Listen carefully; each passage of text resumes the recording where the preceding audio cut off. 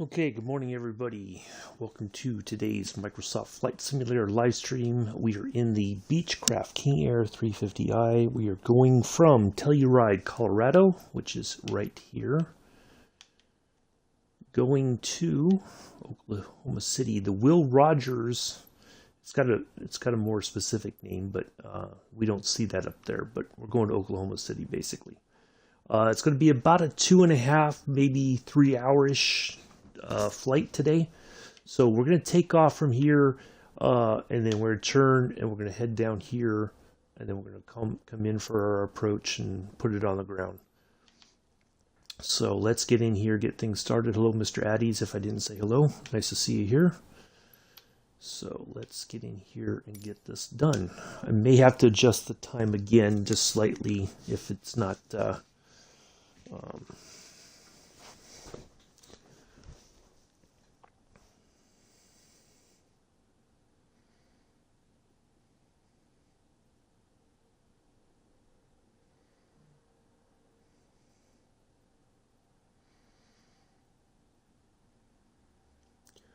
we'll see how it is when we spawn in here, see what the weather's like. Ooh, very overcast. Ooh, snowy. Ooh, look at that. Alright, let's make sure we don't want our co-pilot talking just yet. We'll put that on. So when we're ready to taxi, we're good to go. Alright, so let's get here. Let's get that out the way.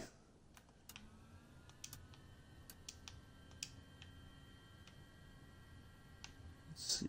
And then it's the... Gotta get that there. That there. And,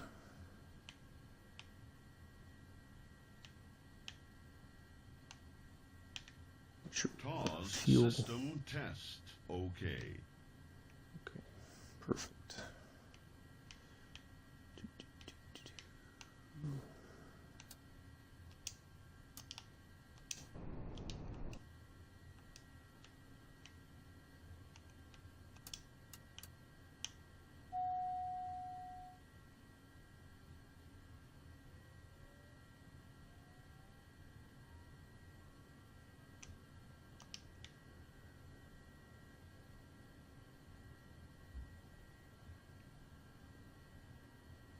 Get these things started up.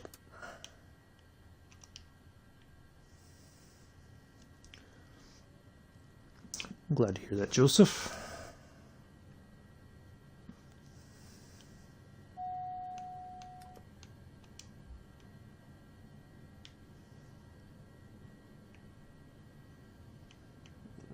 Go ahead and turn that off.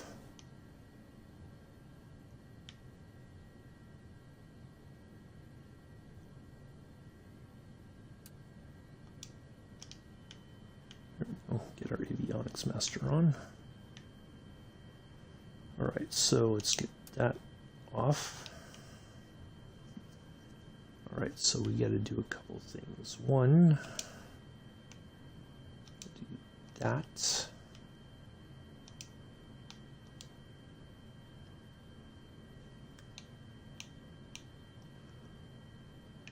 Oh, we got to turn the pitot heat on, otherwise that thing's going to bug the crap out of me.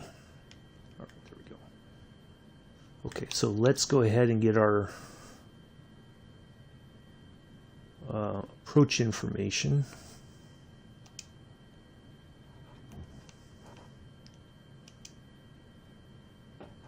Procedure.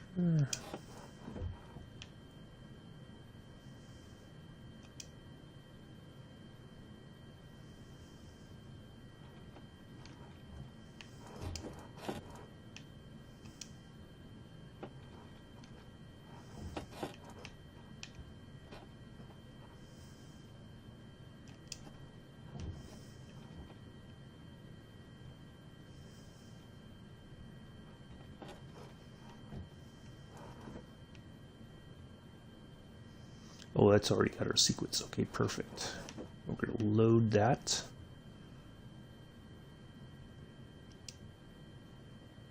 And we'll hit that activate once that's the correct arrival. We're not going to change the arrival today because I got the feeling that that was not necessary.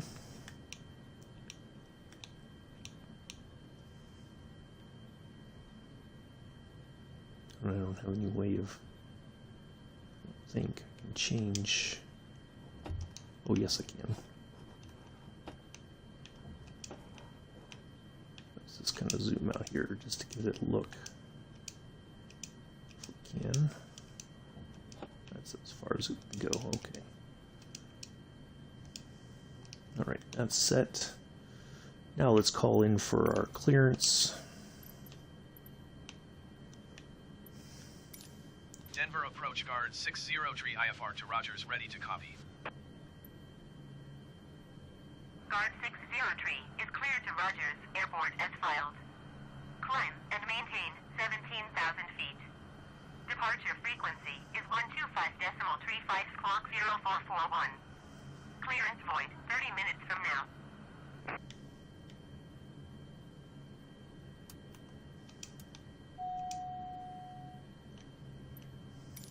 Guard 603 cleared to Rogers Airport as filed.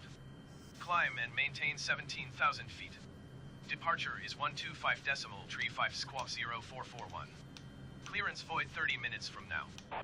Guard 603, read back correct. Good day.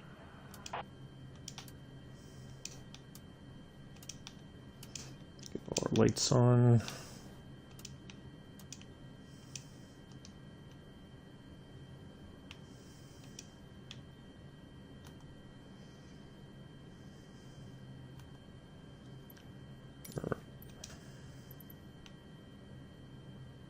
Kilo Tango Echo X-ray traffic guard 603 is taxiing to runway 27.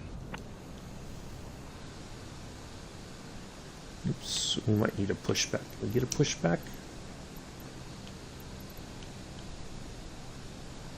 No, we cannot. We can back it up ourselves, I guess, if we have to.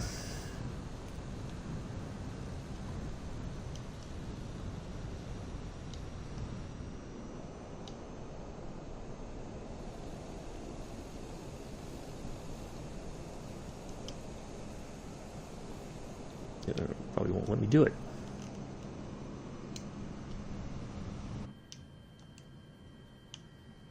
Okay.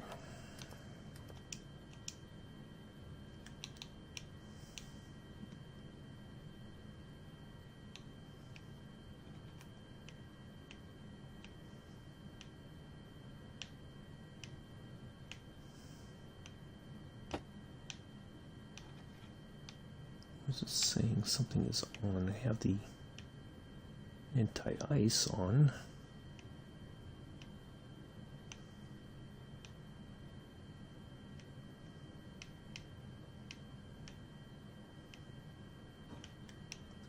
All right, well.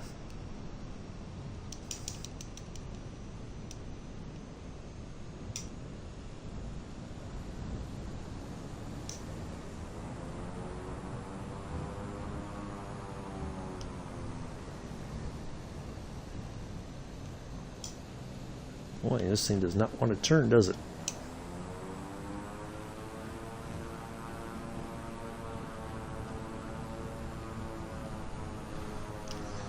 Oh, come on. No. Oh, come on. For the love of God. Oh. Restart it. Oh, my goodness. All right. Let's forget that just happened. All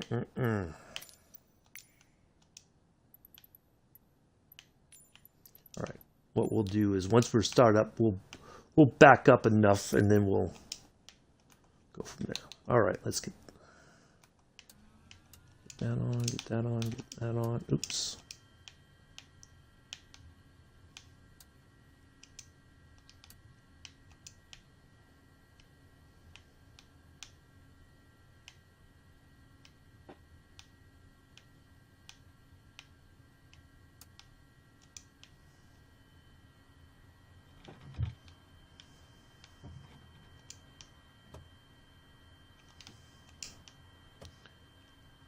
Normally, I mean, this has got a backup, you know, we could reverse, and normally we would be able to do that. We would just be able to back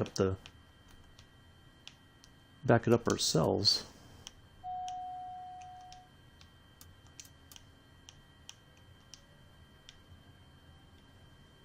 TAWS system test. Okay. Hey, Vic, how are you? Good morning. We just had our first little, hopefully only incident. We ran into the little building there. Looks like all the engines are started. We can go ahead and turn starters off. Okay. All right, so let's try this again.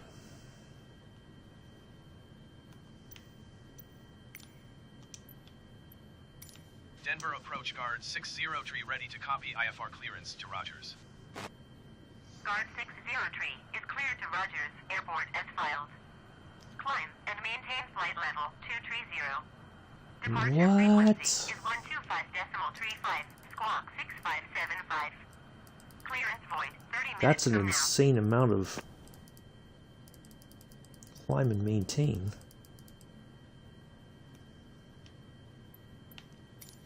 Guard 603 cleared to Rogers Airport as filed. Climb and maintain flight level 230. Departure is 125.35 squawk 6575. Clearance void 30 minutes from now. Guard 603, read back correct. Good day. So we can't request a pushback. I don't think. No, we cannot. So we're kind of stuck here, it feels like. Well, let's see if we try. Well, let's see if we can. This is the touchy part here.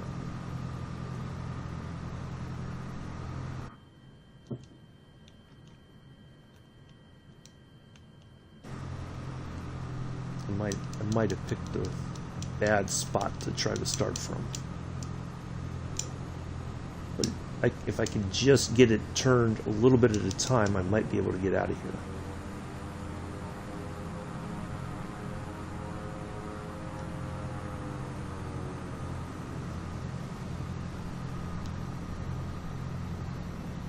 Alright, I think we got it this time.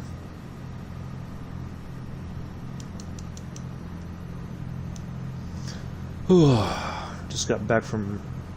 Oh, nice.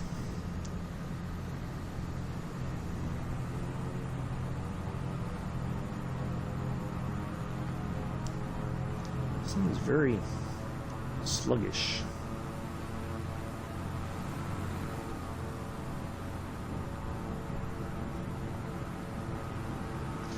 So yeah, I had yeah, Mr. Addies, I did hear your question, comment, and your stream earlier. I apologize for not answering because there's just some people in there that I don't Kilo Tango Echo X-ray traffic guard 603 is taxiing like to runway interact with. 27. But anyway, yeah, I did have a good flight last night. I think for me, I enjoy it more because I'm not streaming and I'm not paying attention to the chat so much and trying to fly at the same time. So it works very well for me. Let's get this about 1,400 feet. There we go. I think that'll be sufficient. So yeah, that worked out rather well. So yeah, we had a great flight. No, I can reverse it, but it won't let me back up, Nick. It's like it's not working for some reason.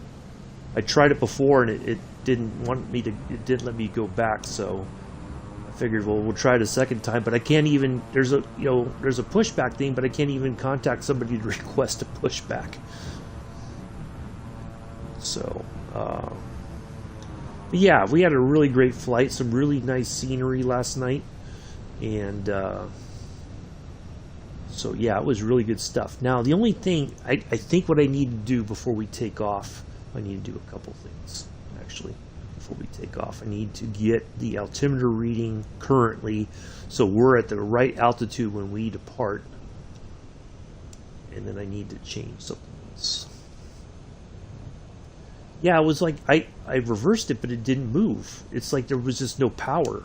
So it's very strange. I don't know what's happened, but I think in the past we've been able to just back it up with the reverse. But you notice how much I have to get on the throttle just to get the plane moving. It's almost like there's a... I don't know if it's with the flight director on, maybe? Nope, I don't think that has anything to do with it. Never mind. Alright, so we need to do a couple things before we go. Oh, crap, we got to do more than a couple things. I just remembered.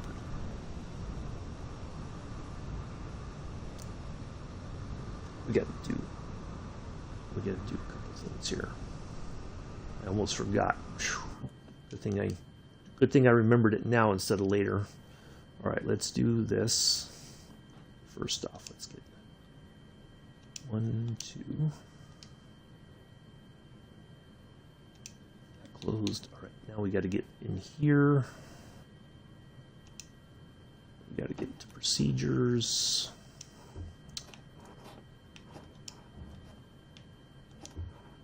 Make sure we're on the right.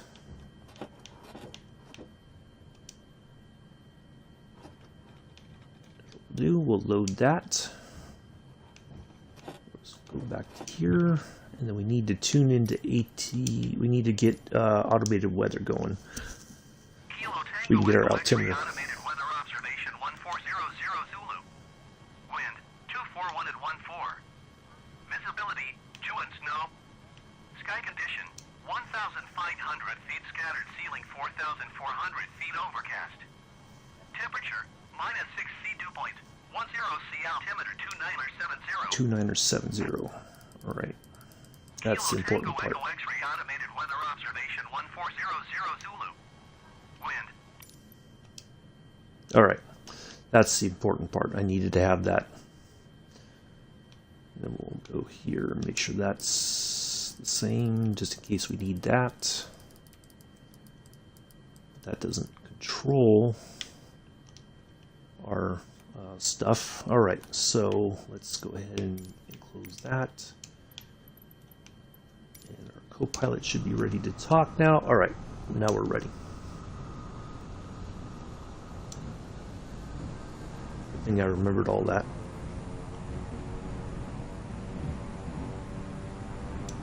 Come on, plane, get moving.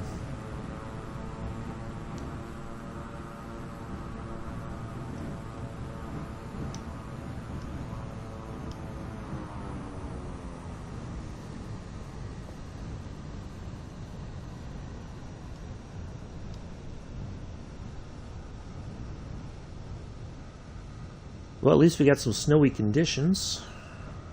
Can't really see too much of it because it's really kind of fogged over, it seems.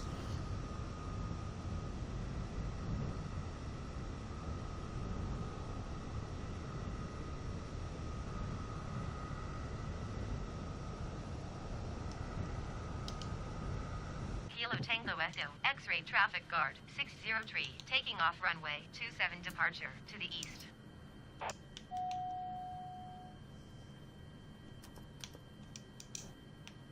All right, let's go.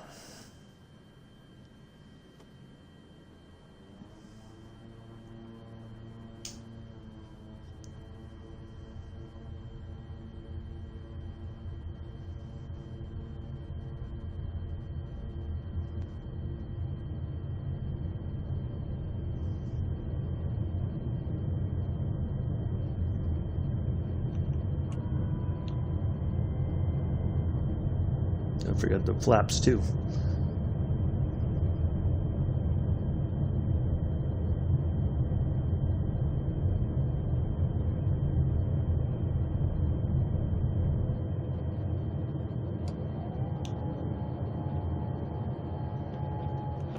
Stall.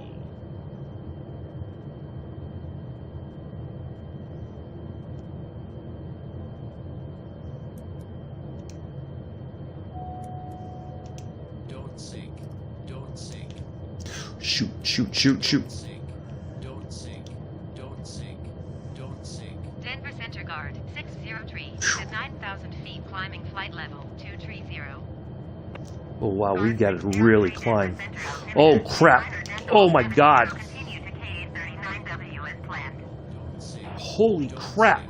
Stall. Stall. Oh my goodness. Wow.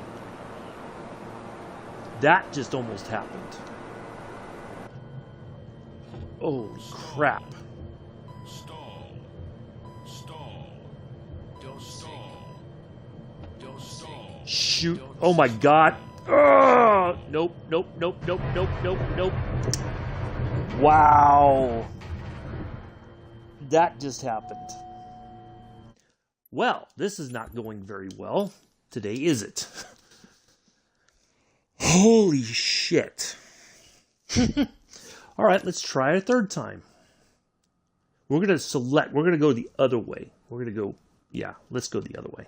Because that just happened. Wow, I could not get it to climb at all. I got it really, wow, okay. We're going to go to the other runway, I think. That's a better option. All right, third time's a charm here, folks.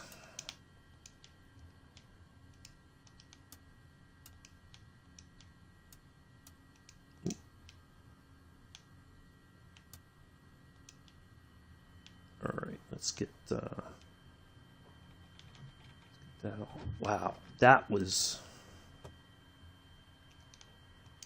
See, that's the problem when you don't have any departure, you know, sort of thing. It will.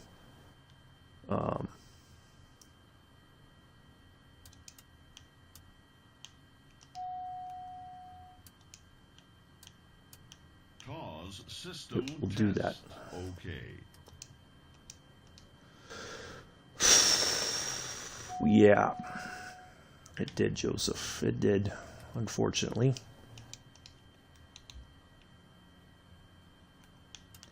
Yeah, this is not a good start so far. But we're going to get out of here eventually, and we're going to get up in the air. So it's all good.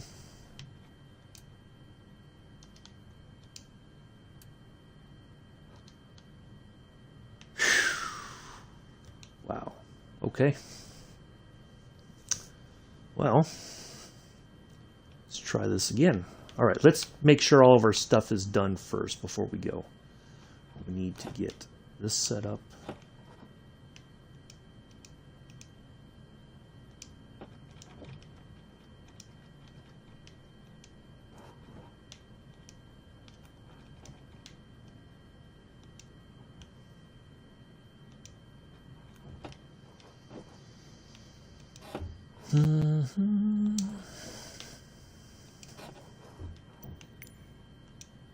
Oh, for God's sakes.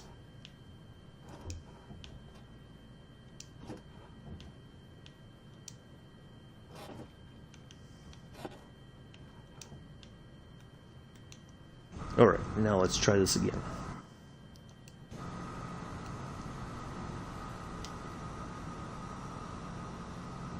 All right, let's see. Let's go for our clearance. Try this again. And we're going to go runway 09, which, if you notice, the way that we were going, it was a slight uphill. So we're going to come down the hill and then take off that way.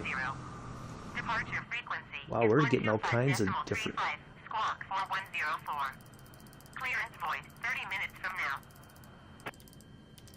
Let's try this again.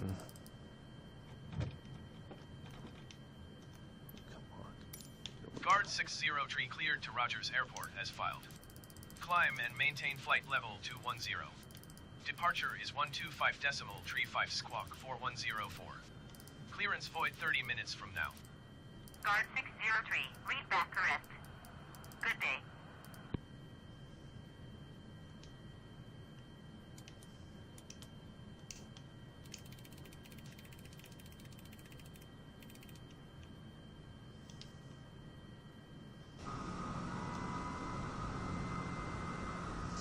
Alright, so we're all set there. Let's go to traffic. And we're going to pick 09 for our departure.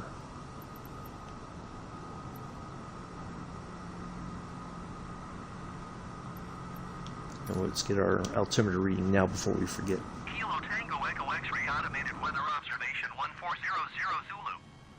Wind 281 at 5. 2970. Visibility 2.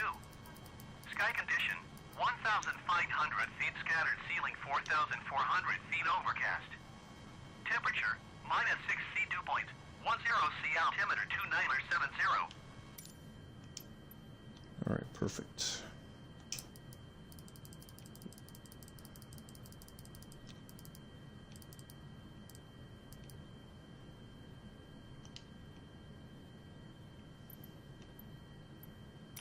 Kilo Tango Echo X-ray traffic guard 603 is taxiing to runway 9er.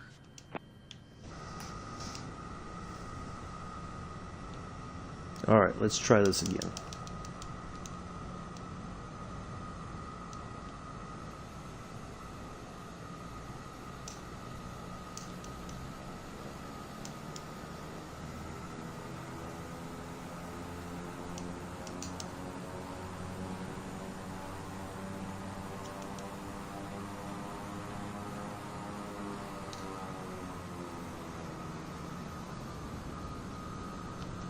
Oh, come on. See, that is the weirdest thing ever, that it just gets so sluggish. You're trying to turn and it's like you can't over throttle it, because if you do, you're going to go right into the building.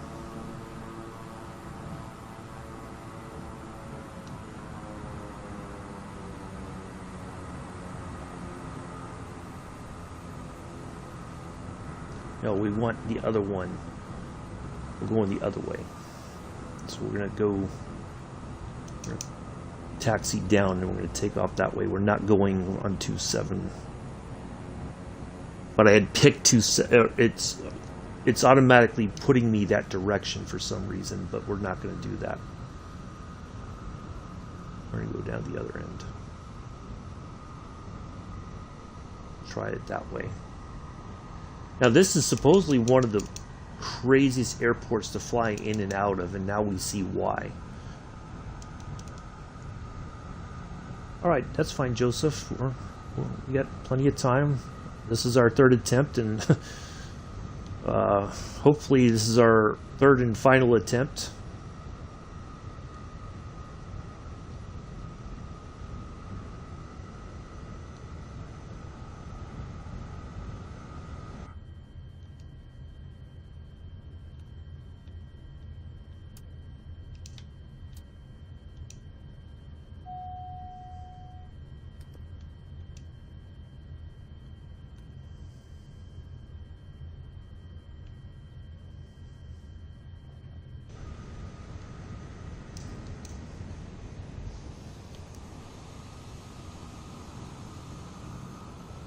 I think what I'm going to do is I'm going to try to let it climb for a bit, and then we'll activate the autopilot and all that. I just want to get it in the air and going before, you know, we do anything else, because that was unexpected. I didn't...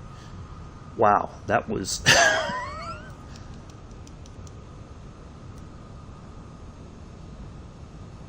But at least we're going downhill here. And then that should help us gain more speed, and that'll help with the lift, and then we'll be in the air. So, yeah. Well, I guess when I'd like to do a challenge, I find the wonkiest stuff to challenge myself with.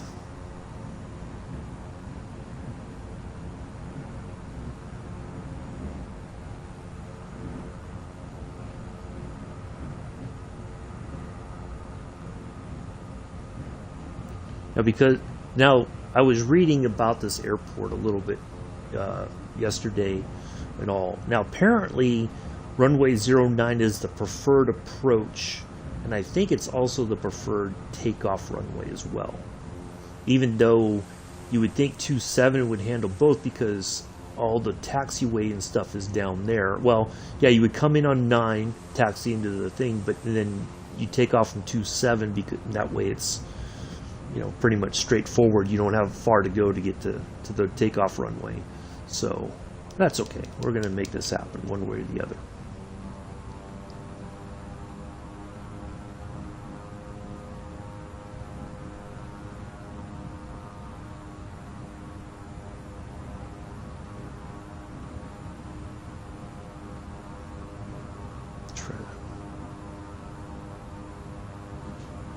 Yeah, I don't know why either, Mick, other than, well, because I think part of it is there's no departure to kind of get, you know, like when we normally take off from most airports, there's a departure, you know, route that would, you know, help us get, you know, basically allow us to climb, and then we would go into our cruise phase.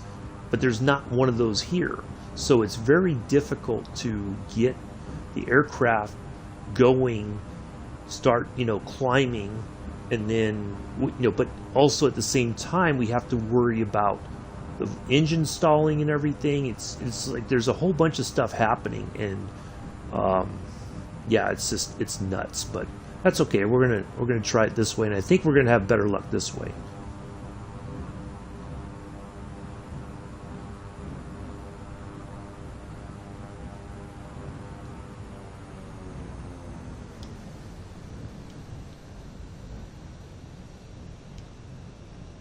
Wow, this thing just really wants to stop.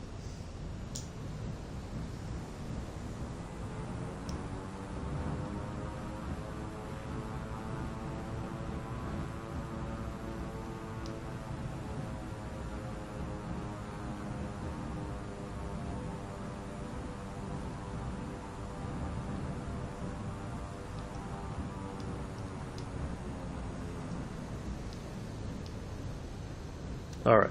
I think we're gonna have better luck here. Now I'm gonna stop right here. I'm gonna put the parking brake on. I'll be right back, folks.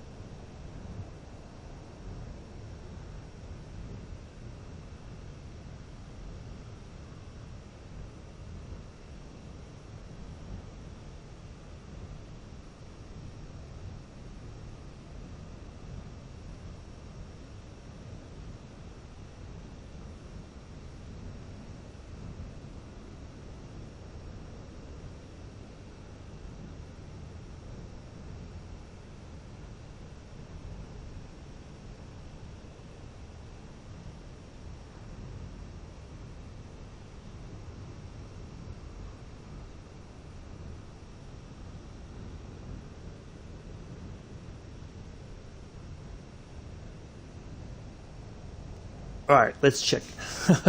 Thank you, Mick. All right, let's do this.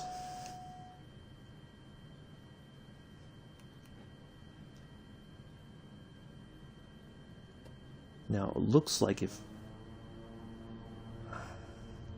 Now, see, if we're looking at this, there's like a very narrow valley that we got to fly through to get going. But I think as we go down this way, I think we're in better shape this time.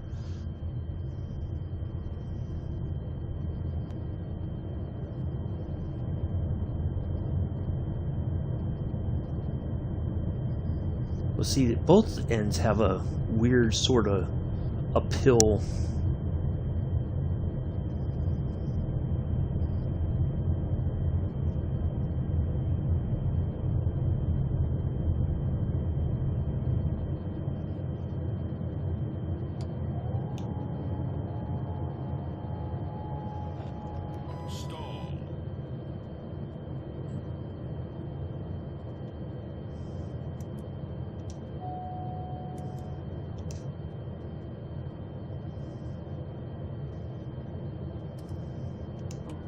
Stall. Stall. Why is it stalling? Stall. Oh my God. Stall. Stall. Stall. Stall. Stall. How is it stalling? 500. Stall. Stall. Come on, climb. Stall. Don't sink. Okay, Stall. whew, we made it. Stall. Nope, we're still going. Stall. We're fine. Stall. Stall. Stall. Stall. Stall. I might need to lower the nose a little bit more even. Stall. Stall. Stall. Stall. Stall. Stall. Wow, that might be a bad choice right there. Crap. Stall. Stall. Stall. Stall. Stall. Stall. Stall. Stall. Stall. Stall. Stall. Stall. Stall. Stall. Stall. 500. Ooh, my goodness. Look at... Oh, crap. Crap. Crap. Oh, my God. Why? Holy crap. I do not get this. Morning, fish guns. Holy... Why? Why can I not climb out of there? I don't get it. I really don't get it. I've tried both runways. I don't understand it. This plane should have more than enough, and it's like it just won't go. It's like so sluggish. What in the bloody hell is going on? I don't understand it. Like, we're climbing, but we can't maintain enough speed to get up in the air to pass over all that stuff. I don't know, folks. I am really perplexed by this one. This is not what I expected. Like, I thought this plane had more than enough power to get up in the air and get going. Yeah, I know, Addies. It just, you don't have to put the F-bomb in my chat, please. I'm perplexed. This is, I can't get enough speed going because for whatever reason, both ends of the airport have an incline. So no matter which way I start from, I'm going to go uphill slightly, which seems rather weird. So I can't get enough speed to get up in the air and climb safely, it seems. I just don't understand it. I try to set a reasonable climb rate. I don't know. This one is really difficult. I did not... Wow. I thought for sure we would have enough... Hello, Mela. Yeah. Yeah, exactly, Mick, but I couldn't... It was like... It was having trouble climbing. So, it was like... Hold on, let me look at something real quick.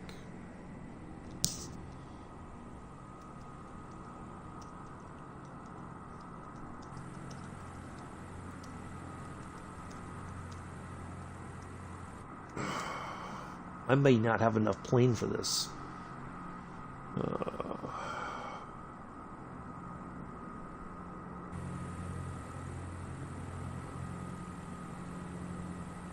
This is perplexing me. So the recommended climb rate for this plane is, let's have a look here.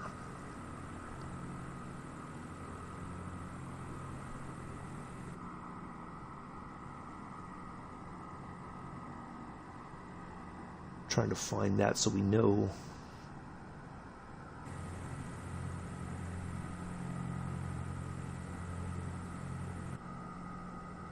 What are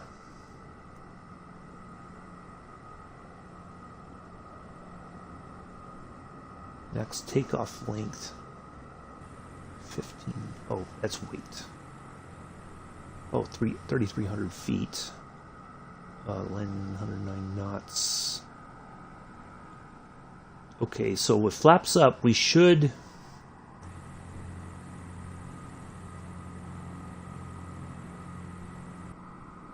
So we should be able to go to, like, about 2,000 feet per minute, but it's still showing that we're stalling. That's the crazy part.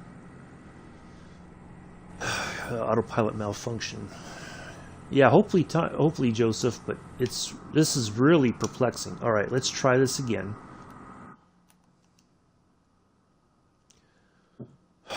I just don't. We're going to try this, and if not, if we can't get it to Fort. IFR to Rogers, ready to copy. Guard 603 is cleared to Rogers Airport as filed. Climb and maintain 17,000 feet. Departure frequency is 125.35, squawk 1127. Clearance void 30 minutes from now. Guard 603, cleared to Rogers Airport as filed. Climb and maintain 17,000 feet. Departure is 125.35, squawk 1127. Clearance void 30 minutes from now. System test. Guard Okay. 603, read back correct. Good day. Did I read that? Did I hear that correctly? Say 17,000? Yeah, alright. Contact who when ready? It didn't say. No, okay. So let's try this again. Let's get all our stuff set up here.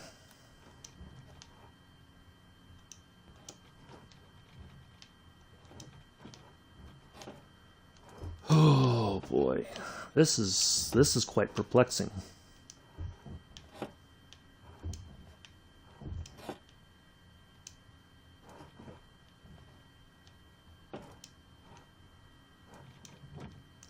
All right, let's get our temperature readings. Oops. Kilo Tango Echo X-ray automated weather observation 1400 Zulu. Wind 281 at 5. Visibility 2 and snow. Sky condition 1,500 feet scattered ceiling 4,400 feet overcast. Temperature -6 C dew point 10 C altimeter 2970. Still the same altimeter, so Kilo Tango Echo X-ray automated weather observation 1400 Zulu. we're going to try runway 9 again.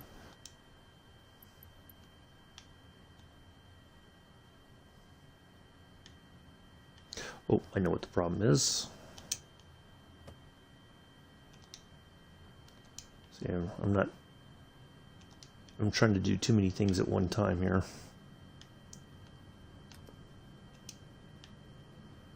All right, turn that off. Turn that off. Let's go back here. 2970.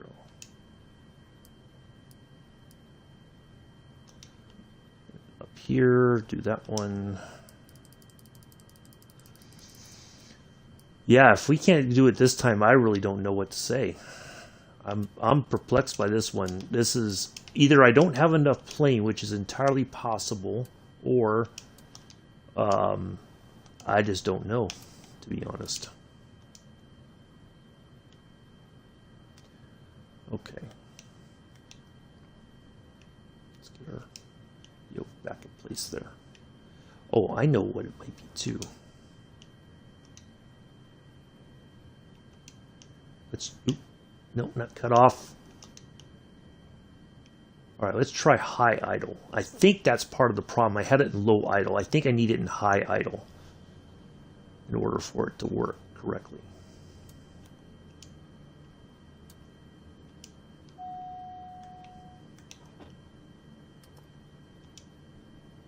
All right, let's see if we can, this time we can get the plane moving just a little bit.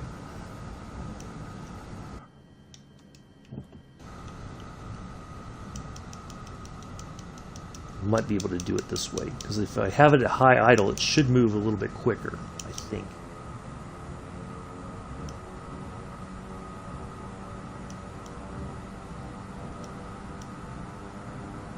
There we go.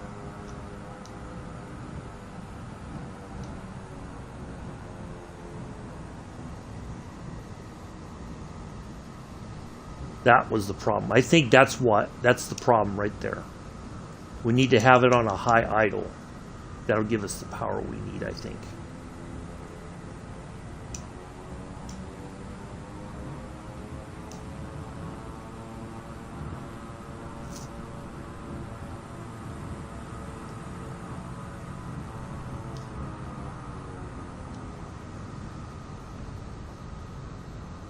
Yeah, this seems to be responding a little bit easier now.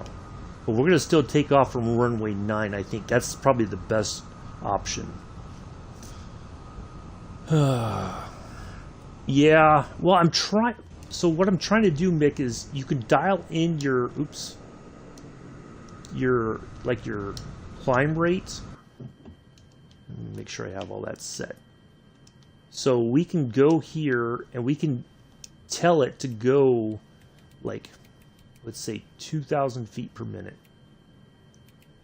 That's well within the tolerance of the plane. Now, I think because I didn't have this in high idle, it was like we didn't have enough engine power because it was in low idle configuration.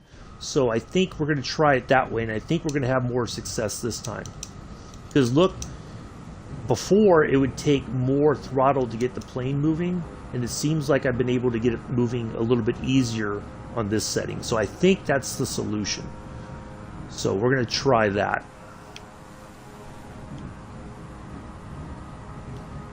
Yeah, I'm hoping this is the better option here.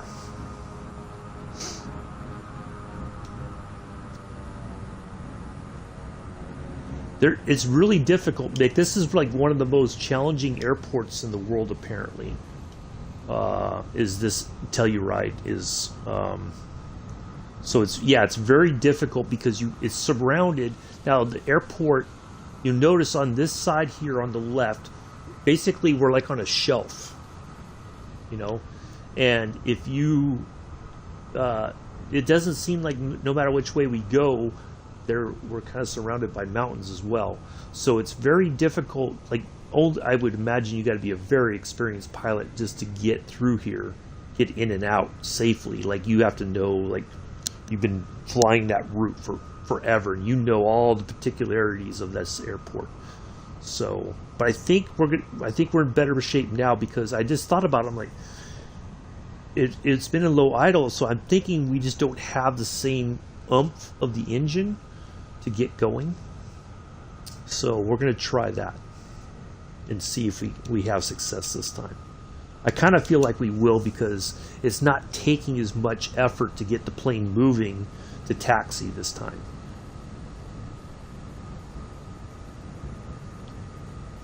I didn't think about that until I was like, wait a minute. The props are not feathered, so we've got that. They're catching all the air that they can, but I don't think the engines are at the correct setting to get all the oomph out of them. You know, look, it took forever to get us up to speed just to be able to take off, and it was like we were starting to run out of runway. But I think this time we're going to see we're going to see some improvement, especially as we go downhill here from runway 9.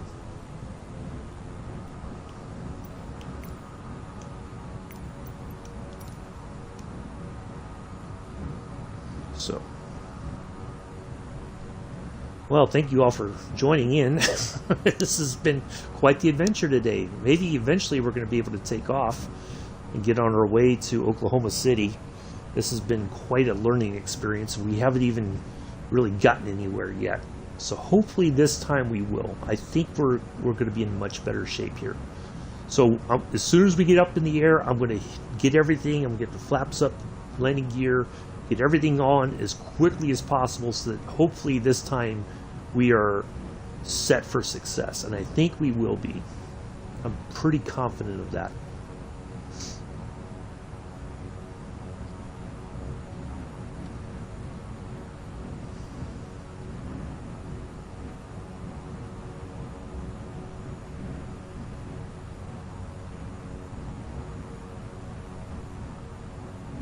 See, I like this. We're kind of going uphill here, and we're at a constant 20 knots. Although now it's starting to kind of die out, but not significantly. So, I think this setting is going to get us where we need to be. If not, then I think the fourth time it's just not going to work. I'm perplexed. I don't know what else to do. So.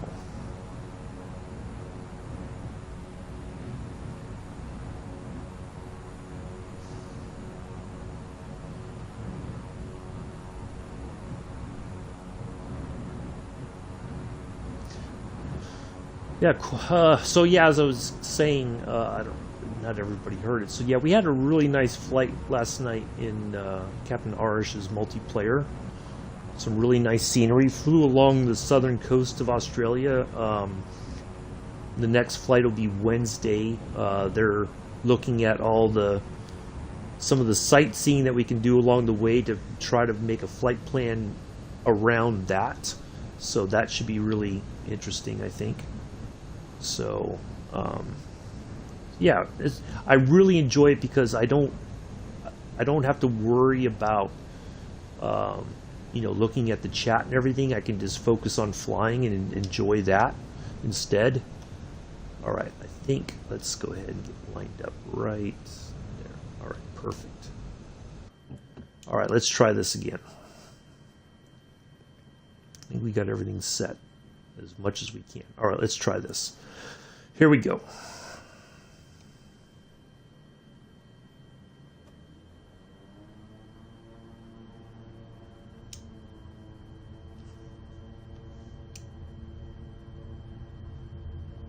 Pick up speed. Come on. Come on, start picking up speed. There we go.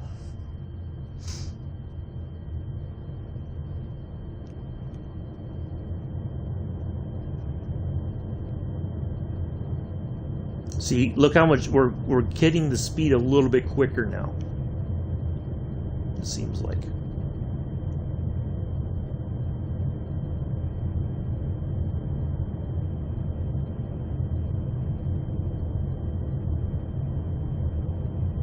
All right, now let's pull up. Come on, climb, climb. Oh crap! What the hell? How? How is that possible? How? I don't get that.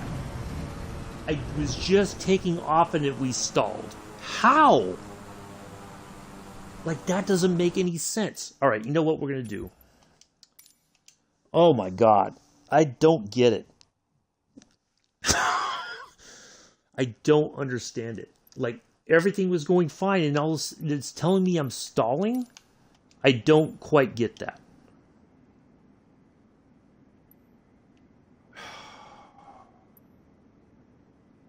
That is so perplexing. I don't really know what to think. I guess I don't have enough plane to fly out of there. Like, it's just not working.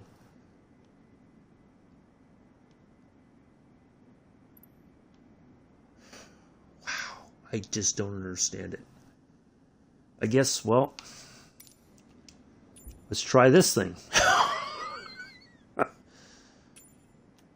We'll try that.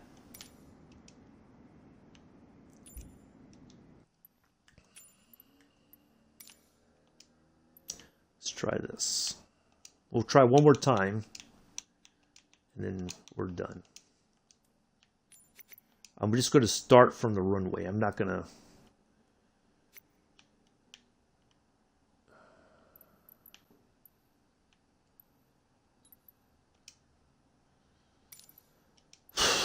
Let's just start from runway 27. And we're going to... Okay, C...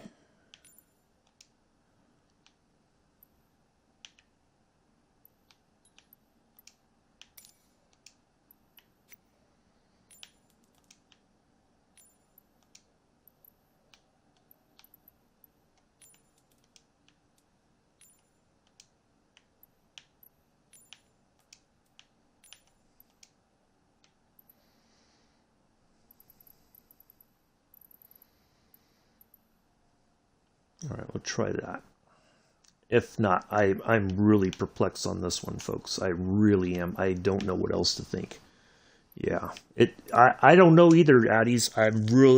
I wish I knew. I'm like just perplexed why we cannot get in the air with this plane, with that plane. We've been able to climb out before. We've got the settings. It's within the tolerance of the plane, but it's like I take off and then it's like it just stalls, even with the littlest sort of,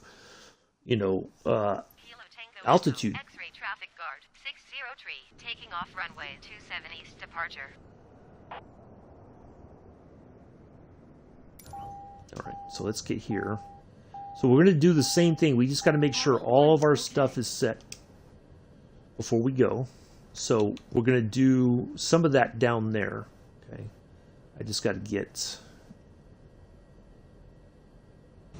Okay, so it's showing that. All right, so that's all good. All right.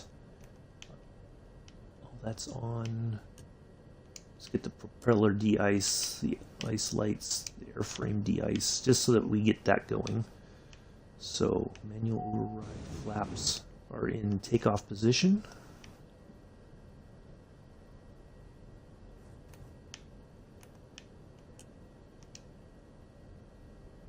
All right, so let's go over here.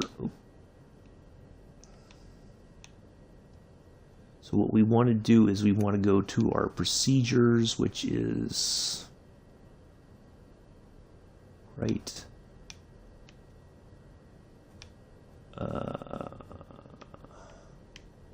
That one? No.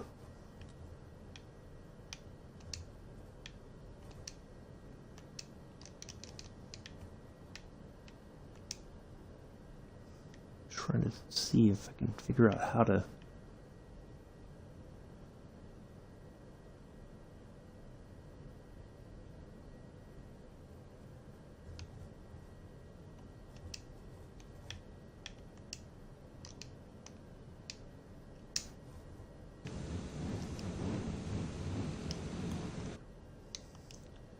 See, the interesting part is when you do all this stuff, it's not...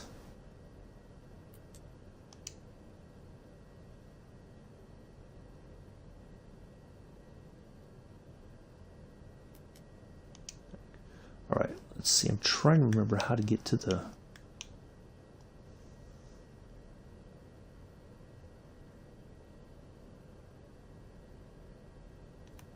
It should be under nav. Oh, I know why.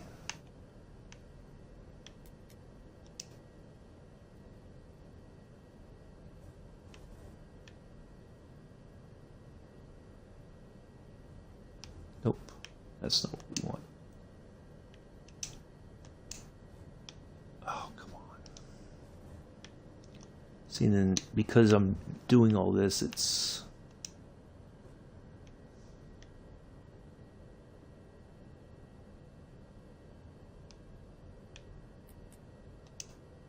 There we go. That's what I'm looking for.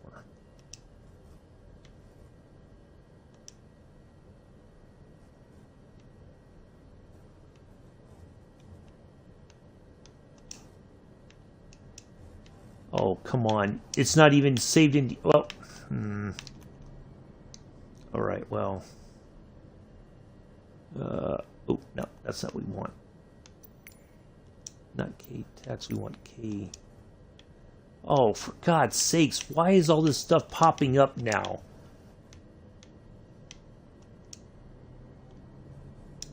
See.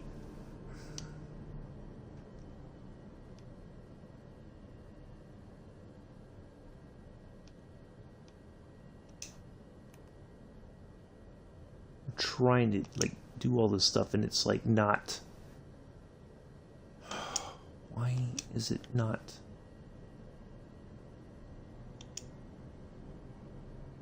Approach.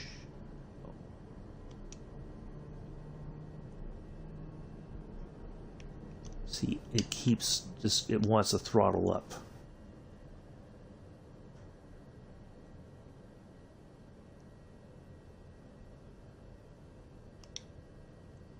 I'm trying to select. All right, now I gotta find 3.5 left. That's the one. Yes, load. All right, there we go. So we're just going to leave that right there where it is. Wow, I have the de-ice. I don't have the de-ice on the windshield. Okay.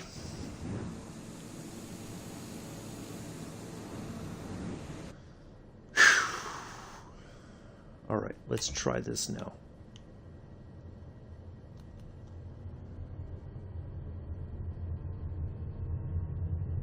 Oh, you know what? I didn't do. Doggone it. Oh, flip.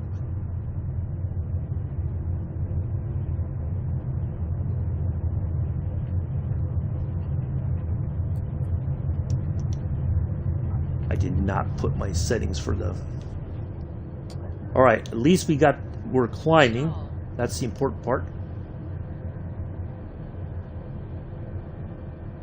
We got in the air. Oh, crap. All right, I got to get the vertical speed in. Denver Center Guard 603 is passing 9,900 feet, climbing 15,000 feet. Guard 603 Denver Center altimeter 29.70, continue to K39W as planned. All right. I didn't set the altitude. Oh, bloody hell.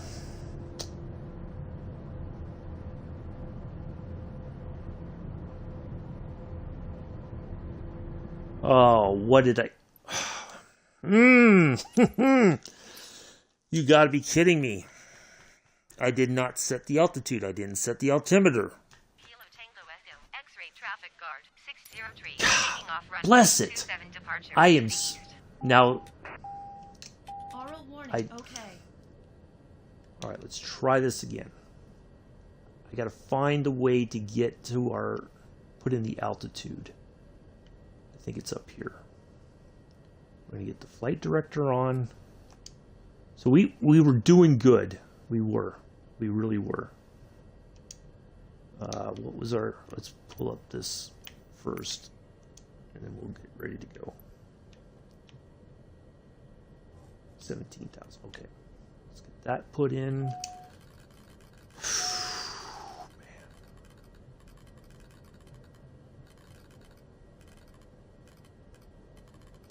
I'm just forgetting so much stuff. I'm sorry, guys. I'm like all over the place this morning, and I don't know why. All right, so we want to get our vertical speed on. No, vertical navigation. We want to go about, I think that's more than enough. Oops, we need... what else? We need to turn that off. We need to put all that, oops, on.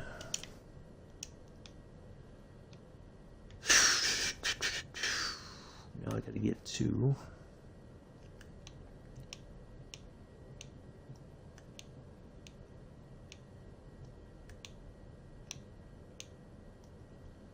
All right, we got to go... was it the middle one? Yes. Procedures. Approach.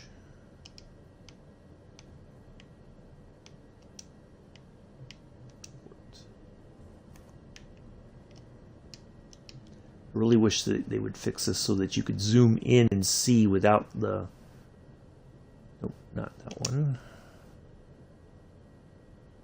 Yes, that's the one. We want to load that one. Nope. Wrong. Runway.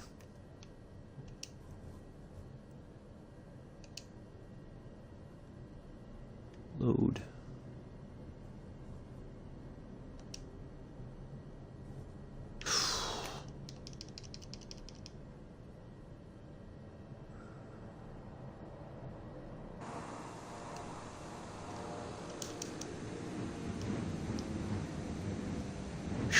All right,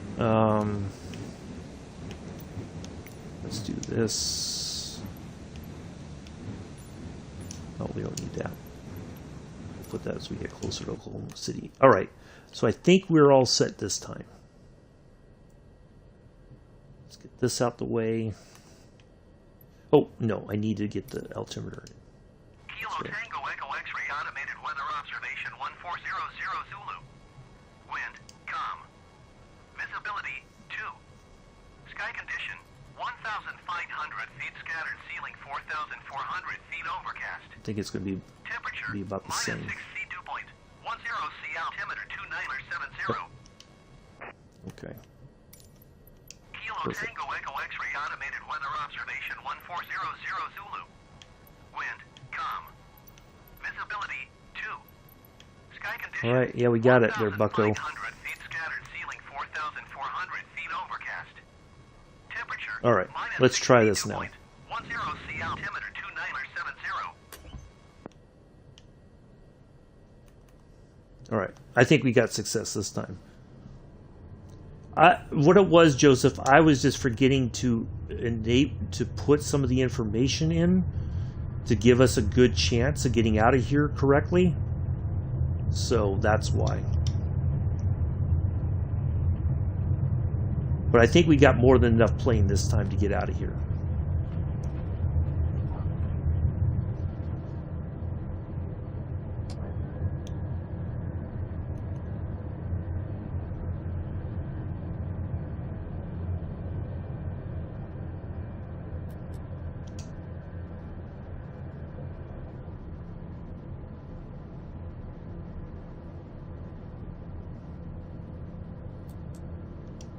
Denver Center Guard, 603. All right, is at so I think we're in better 9,600 shape feet, now. Climbing 17,000 feet. Guard 603 Denver Center altimeter 29.70. Yep. All right, we're finally in good shape.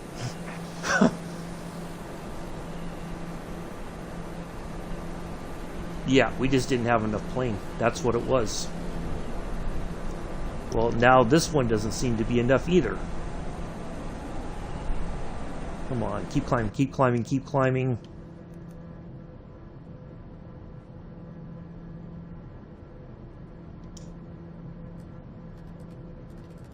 Oops. I gotta get that lowered just a bit so that we can get... See? It's starting to talk about stalling. Alright, I think we're in better shape now.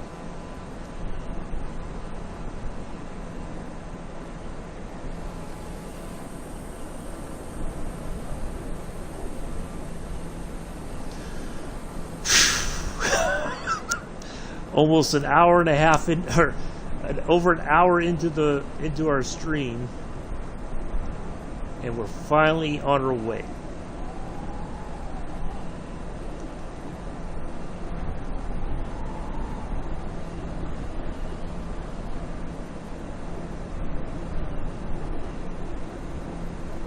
Thank goodness. Yep, I just didn't have enough plane. That's what it was. That plane could not take off. This has a bit more of an engine to it, even though it's got one prop. That's what it was. That was the issue. We did not have enough plane to get out of there. So, all right, we're on our way now. I'm gonna have to change all that information real quick while we're on our way.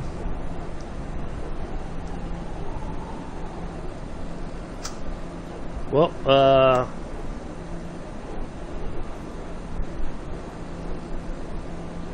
lessons learned, huh?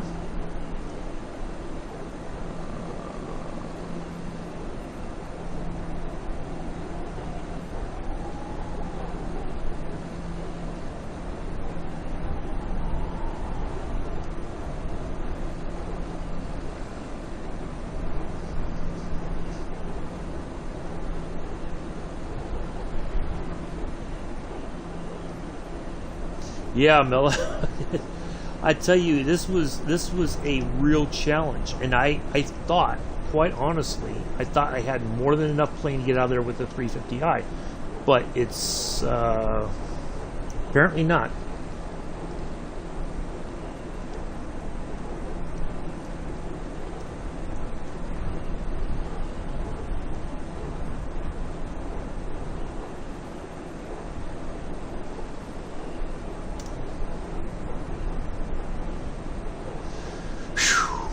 right, so yeah, we're finally on our way. Ooh, look at that. That was interesting.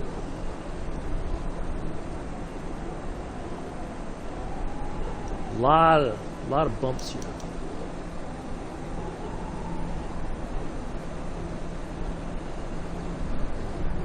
Once we get out of this area here, finally, then I think it'll start to settle down. But we're kind of like in the, I don't know if we're in the Rockies or where, but I think once we get out of this stuff, we'll be in good shape. Let's see, what's the cruise speed? Well, I wasn't so much annoyed at Milla as I was just like trying to figure out why we weren't getting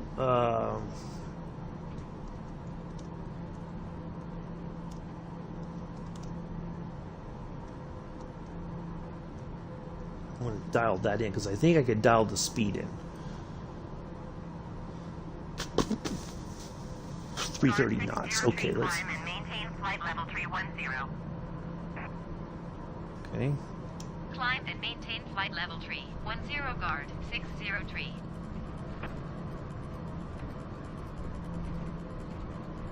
Really bumpy.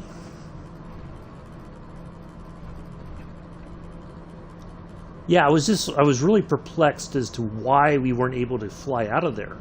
And after a while, I started thinking, okay, maybe we just don't have, oh, come on. We just don't have enough plane. You know, like it's not, wow. Holy crap, we were getting buffeted around here.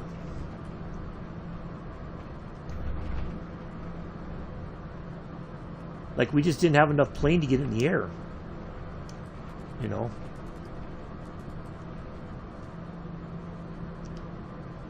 So, yeah, it was really very tough airport to fly out of, not gonna lie. That was insane.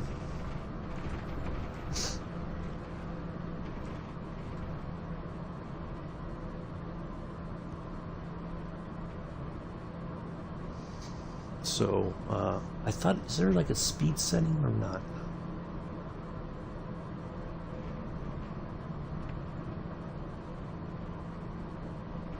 I don't think there is. No. Okay. I thought there was, but I guess I'm wrong. Wow. We are really getting pushed all over the place here.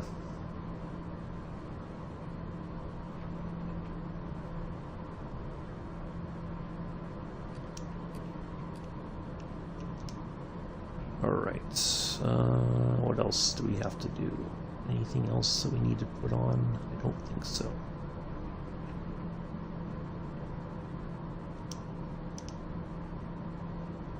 So yeah, it was that was quite a challenge. I'm not gonna lie. But no, I wasn't annoyed. It was just I just couldn't figure out why we could not get, you know, get going. And it was a very like I was like, what am I doing wrong? You know.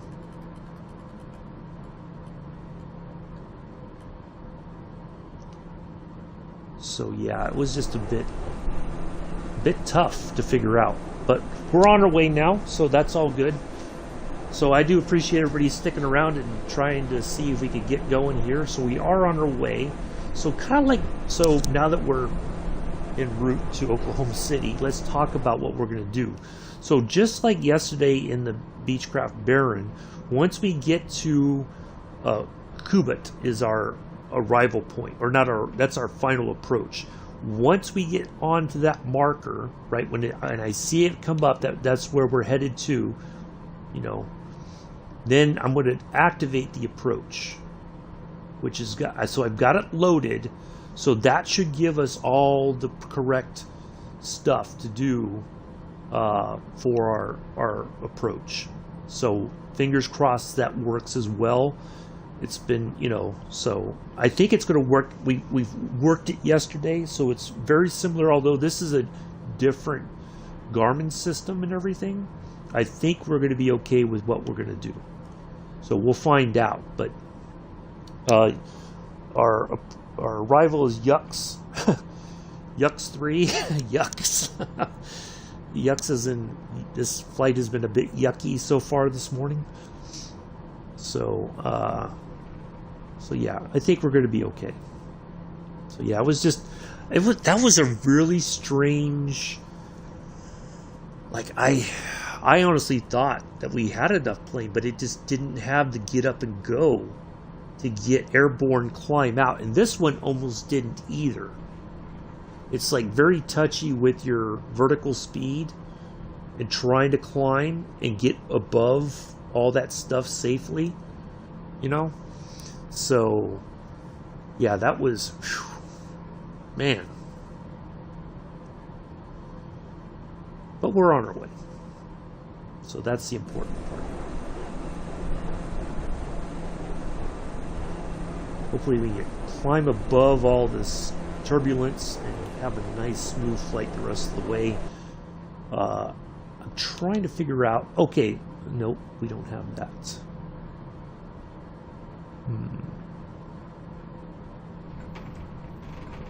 Wow, it is really bumpy. You know what we need to do? We need to go to standard 29902 because we're well above.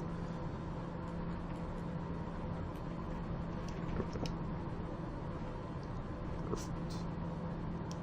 Guard 603, contact Denver Center on 118.575. Good day. Going to 118.575 guard 603.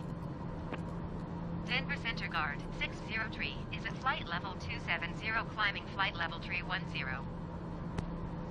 Guard 603 Denver Center, continue to KA39W as planned. That's where we're en route to right now. That's the marker there. Wow, it's still very, wow. That's just insane. All right, let's get some of our lights off if we can. Oh, I already turned them on. That's right. What is this? Circuit breaker. Let's see about that.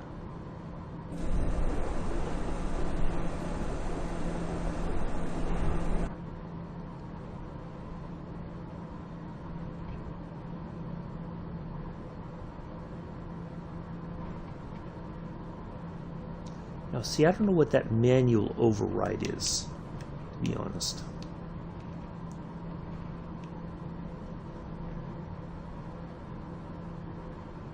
I'm a bit concerned about trying to use that system.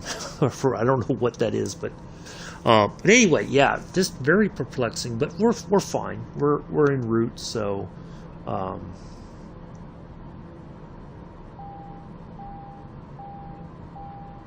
It's the same cabin pressure. Good day.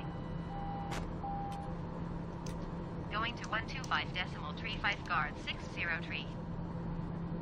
Why Denver is it Center not? guard 603 is passing flight level 300 climbing flight level 310. Guard 603 Denver Center, continue to KA39W as planned.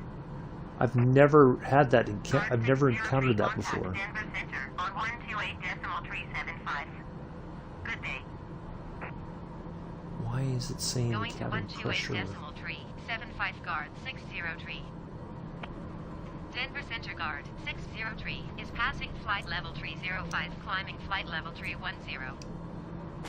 Guard 603 Denver Center, continue to KA39W as planned.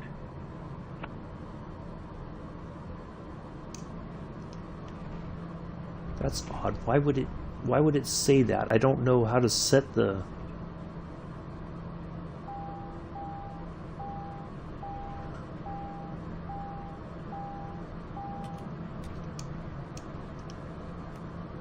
How do you set the cabin pressure?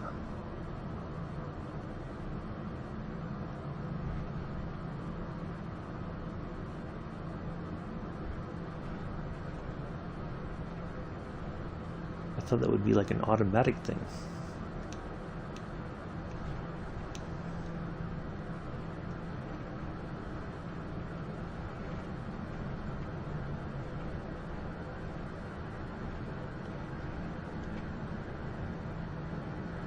Maybe it's up there. Hold on a second, I might have found it. That's the oxygen. I don't think I need that. I just need to find where to set the cabin pressure to our flight level.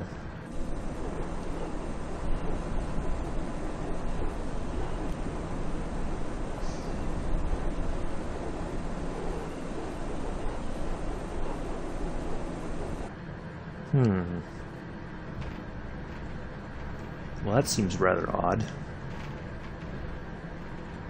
I don't know how do you... There's no button, I don't think.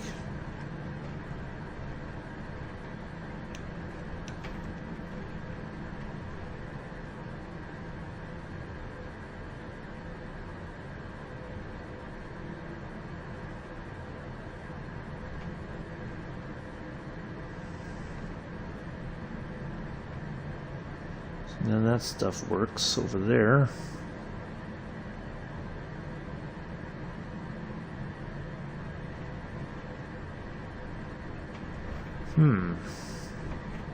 Alright, I think it fixed itself. Okay. Wow, this is a very bumpy flight. And I don't know which way I'm trying to get the wind on here so I can look at the...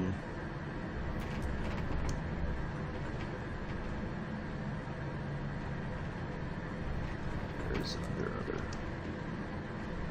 altitude wind all the way at the end there. Option 3. That's what we want. Back.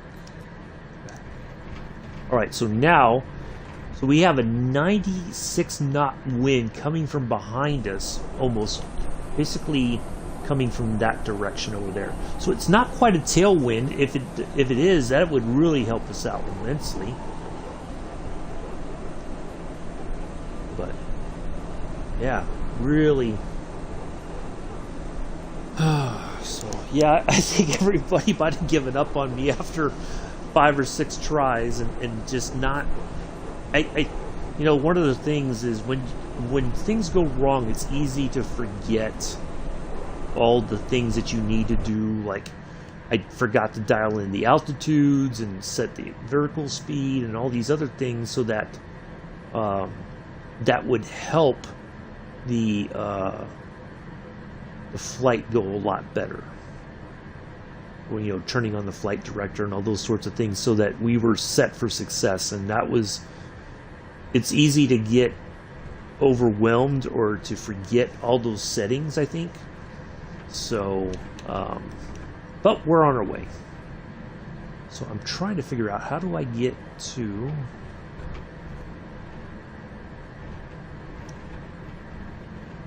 If I go down here, click on that down there, does it give me... No, it doesn't. Corner. I think this is a touch screen. Oh, okay.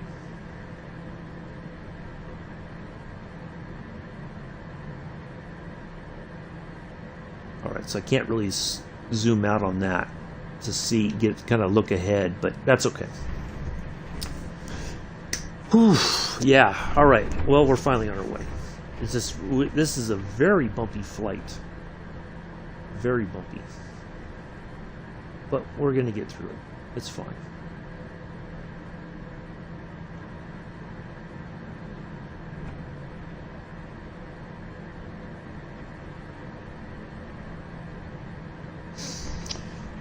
So yeah, last night was just absolutely amazing. I tried, you know, it's one of those things to be able to fly and just enjoy the flying instead of flying and also streaming and all these other things at the, you know, like, it's a lot to do at the same time. And yeah, I'm enjoying flying because it's just, you know, we find some really interesting airports, we see some really interesting scenery, and we just enjoy it. You know, a couple people fly around in like F-18s and stuff, and they're buzzing, you know, everybody and whatnot. And a couple people were flying helicopters last night. But but you don't see them. It just says, you know, like somebody was flying a UH-1 Huey or something.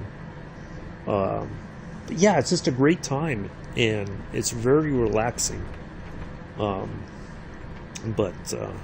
I'm really looking forward to Wednesday's leg. It's both. Last night was not nearly as long. It was like 2.5 hours or almost 3.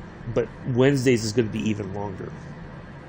So I'm going to try to go the whole distance, but I may call it a night if it's getting really late for me. So, are we out of the woods? We might be out of the woods.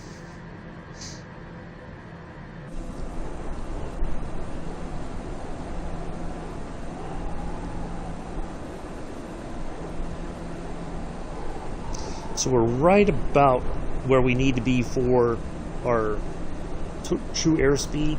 So the true airspeed would, I think that's our, you know, that 321, the 330 knots is about where this operates at. So I think we're fine.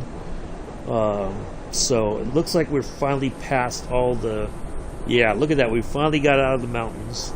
So I think we're back, we're going to be in some smooth sailing now, so to speak. So, yeah, we're just going to make our way. Still got quite a ways to go to our first marker there, which is KW39, or KA39, I'm sorry. And we got like 108 nautical miles, something like that. Yeah. So I'm just going to see if we can't figure out how to... Oh, there we go. Map range. Oops. Does that change? Aha, that changes that one as well. Okay. Perfect.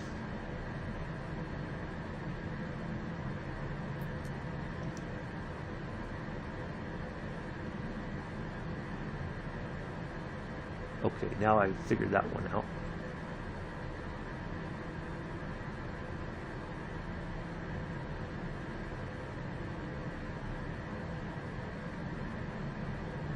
So there we go. All right, so now we have we're zoomed in at the right. Mella, Mick, Mick. The two of you. Oh boy, what an interesting morning, eh? Good stuff. And hey, the important thing is we learned. I know I did. Learn from our experiences. Sometimes you think that the plane that you got is going to be the correct plane. Obviously, that was not the case. Now, tomorrow we're going to try the 350i again. We're going from Amarillo to San Antonio. That should be, I think, a much better flight than this one today. We're not going to be taking off from this weird sort of... matter of fact, let me find... Just to give you an idea, I'm going to put this in if you want to read about the airport itself. I'm going to put the... Ooh, I thought we were past all this, but apparently not.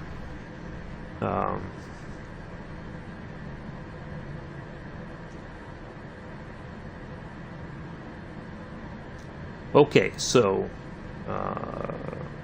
yeah, this is really interesting. I'm going to put this link in there if you want to read it. So if you want to read about the airport, but so I'm looking at this. Denver Air, which is the main operator there at Telluride Regional, operates a Fairchild Dornier 328 jet into and out of Telluride, I believe. So they have a regional jet that can handle the altitude already that the airport is at. So that right there, I should have remembered that I may have needed to pick a different aircraft. If I'd done that and looked at that last night, we would have. I think we would have been in better position. So.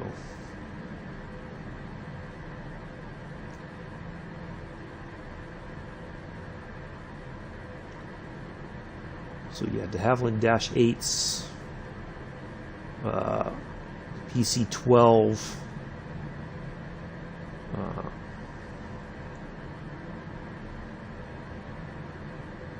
yeah. So I didn't pay attention to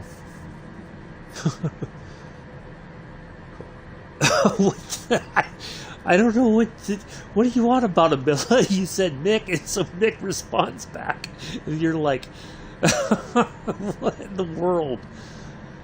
Oh, Mella, what do you like?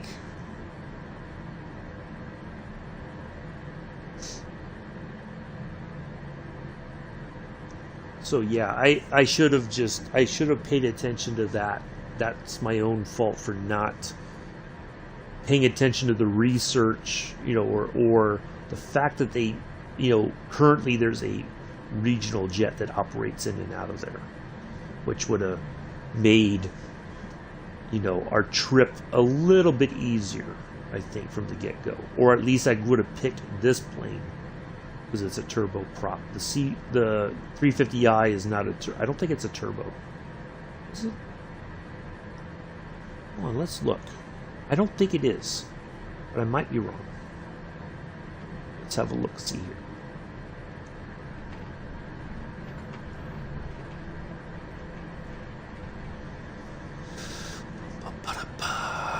All right.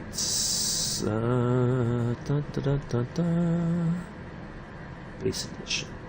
Turbo. Yeah, okay. Oh, it is a turbo. It just didn't have enough get up and go. That's the thing. So that happens, I think. So, yeah. But good to know. We learned something there. So we should have gone. So I think, looking at the way that it's listed, the Daher TBM930 is a faster, more powerful plane than the 350i and then the 208B Grand Caravan. So, yeah. Good to know. Yeah, I guess so, Amela. Oh boy, that's okay. We still love you all the same. Still a little bump here. We're climbing over a few more mountains here, but I think we're still making our way. So that's the important part. We are really getting tossed around here, though. Like it's really difficult for us to maintain at 31,000 feet, or flight level 310, as I like to say in aviation parlance. So,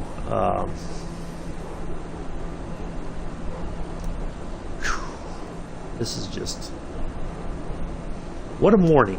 What a morning, huh?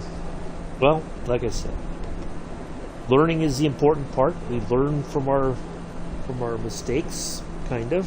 Well, I don't want to say they were mistakes. It was just not. We learned from not paying attention to the. You wanted to, yes. Well, I can't say that you're difficult. I mean, everybody has their quirks, their peculiarities, and I accept the fact that you feel that you're difficult. I wouldn't say that personally, but we all love you just the same. So there we go. And I know Mr. Mick would back me up on that. But we won't get all tender in the chat today. We had enough of that last night. Next thing you know, Mr. Addies will start getting all tender as well, and tissue will need to be handed out, and all that kind of stuff. No, I try to accept people as they are, faults and all. That's, I think, the right way to be with other people. And I'm fortunate that in my relationship with Doris is very much like that. you know, she knows I'm not perfect, but she loves me regardless, and she tries to help me get through my imperfections without being so like naggy about it, I guess. For him, he's the breakfast Rob, I found out why my game had been acting up. I changed TVS to a high resolution before I got oh, okay. Well, good, Fish Guns. Well, I'm glad to hear that. Now, did you find out why? Was it the stuff with the those liveries that you got for the A320? Did you get that resolved as well, or is that still a work in progress?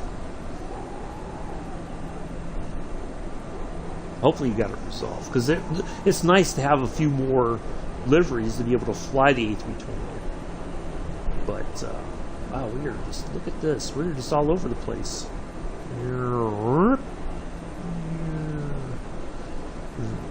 So, yeah, I'm lucky that Doris is like that, you know, she knows I've got my flaws, and she loves me and tries to help me become a better person. And that I think is true love. When somebody is like nagging you about things, you're like, a long time ago, I had to like lock myself in the bathroom in order to, you know, in order to have a moment's peace. That's not love. That's not love at all. Oh, good. Okay, I got more brain food. Is this lunchtime? Yeah, nice. Well, I'm glad to hear that, Fish Guns. I'm glad that it worked out. That's awesome.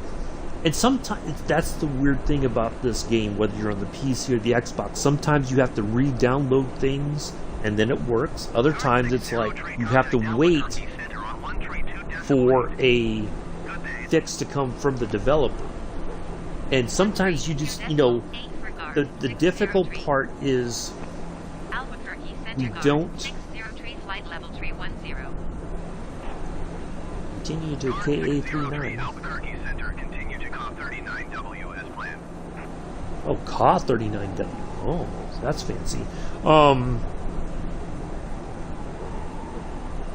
What I've noticed is when people contact the developer, right, and they say this is what's happening, because if you try to file something with the Zendesk through the forums, right, they'll say we'll contact the developer because it's not an Asobo or Microsoft related issue.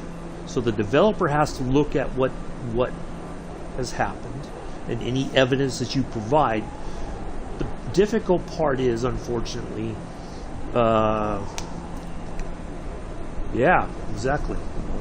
The difficult part is that when you tell them this is what you've experienced, when they take it to Microsoft and they say, okay, we've had, say, and I'll get to the Sim Update 8 here in just a moment.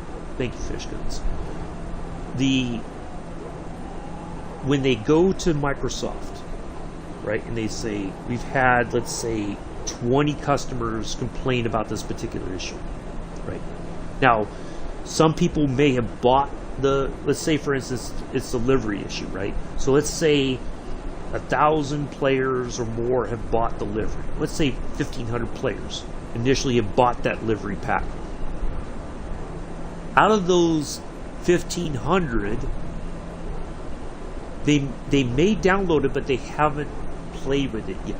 So out of those 1,500, 20 people report, hey, I'm experiencing this problem. And it's all very, you know, similar sort of reports. You know, hey, I started doing this and then this happened. So it's being validated, like 20 people are validating what's happening, right? Now they go to Microsoft and they say, we've got 20 customers who said they've got this problem. What can we do to fix it?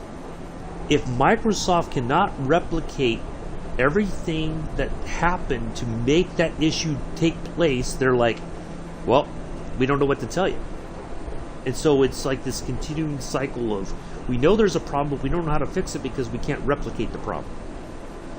That's where I think this sim can get the most frustrating, is because it's not, the answers are not always very easily found in what is supposed to be happening. Now, Sim Update 8. Now, I've been following a person on YouTube, Pilot 0083, I think. I don't know his real name, but that's his YouTube name, I believe. He's been talking a lot with the developer Deimos, Deimos, who's had some very rough history with the Microsoft Flight Simulator community. Now, he is working with him to try to communicate the issues with his, or their, I'm not sure who, or if it's a small company, with their aircraft, right?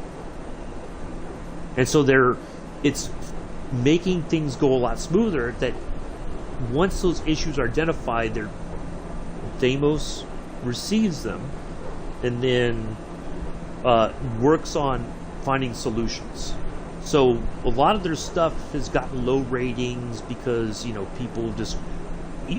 The good thing about the marketplace is you can't just rate something if you haven't bought it. So that negates all the, you know, like the people giving them thumbs down. Now, Pilot 83 said last night, or he posted something on his YouTube channel that's saying he's been in communication with Deimos.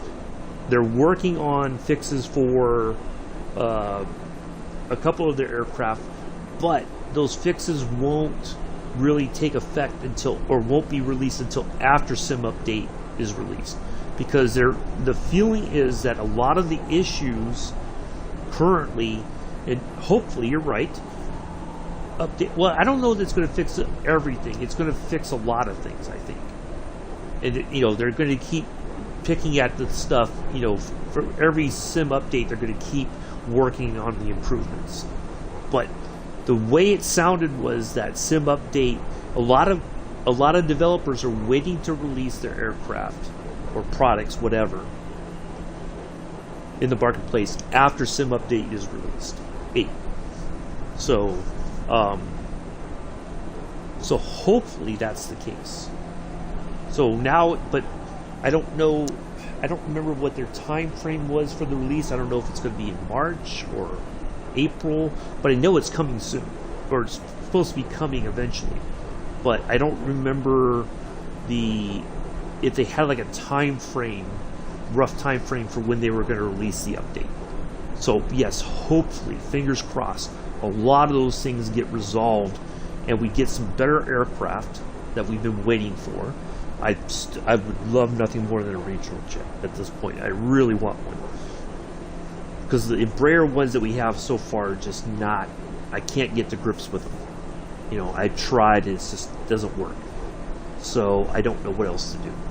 So if the CRJs finally come, although some people are a bit disappointed with those, some people feel it's a bit lackluster, but again, I think they're going to be bringing a lot of updates once Sim Update 8 comes out. So yeah, and it's good that this YouTube person has reached out to a developer of an aircraft system and said, look, we know there's some bad blood between you and the community, but we want to see what we can do to fix that. That's the good thing. I think that's the positive thing about a community like this. It's too easy to go, well, they don't care. They just trash talk them in the forums and blah da da da. It doesn't solve anything, quite honestly. It really doesn't. So, yeah, I'm really hopeful for Sim Update 8 as well. We'll see.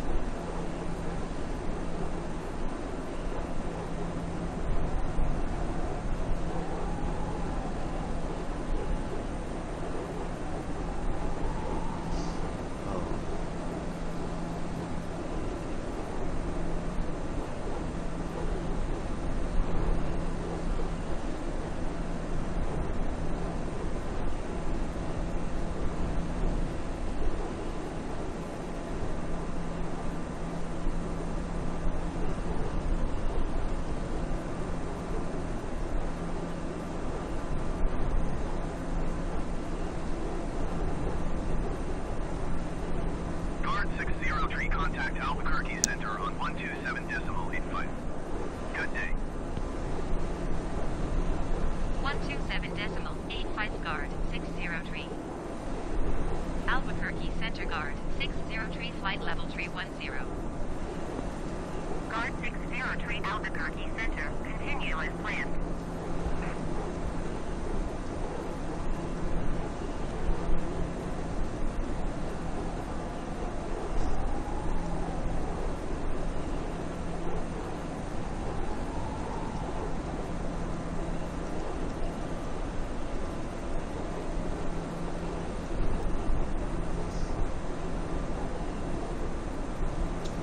So anyway, I've got a, well, it's called, let me clear my throat so I can say this. So this is a off-brand that you get at Walmart. It's called Sceptre, S-C-E-P-T-R-E. It's just a 32-inch flat screen. I know it's HD, but I think it's 720, but I could be wrong. But it looks fine for me. Of course, I'd like a larger TV with 1080p or 4K, but I don't have the space for something like that right now. In the future, what I'd like to do is get, it's like my controller just about turned off. That's odd. What I'd like to do in the future is be able to get a computer system. That's my goal. I like the ability to have this on my Xbox right now, but in all honesty, if I could, although I know both sides have their headaches, like the issues that are plaguing the sim and all that. So I don't know, like I hear a lot of people who play on the PC, and every time there's an update, they got to empty these folders. And the interesting thing is that I've seen is that most of the people who complain, "Oh, Amilla, that's over with. It's not going to happen. Everything has kind of settled down. So no moving for right now. That's been kind of delayed at least until probably summertime. So I got it. My main concern was I got 2 very important medical appointments coming up in the next couple months, and I need to get those dealt with, and then I can think about moving. I didn't want to, my doctor finally did these things for me, and it's like, okay, I really want to get this stuff taken care of, and then I can think about moving. But anyway, so yeah, so the interesting thing is, kind of get back on subject, on every update, right? And now this is all stuff that has been known since probably at least 2020, when the sim was originally released on the PC.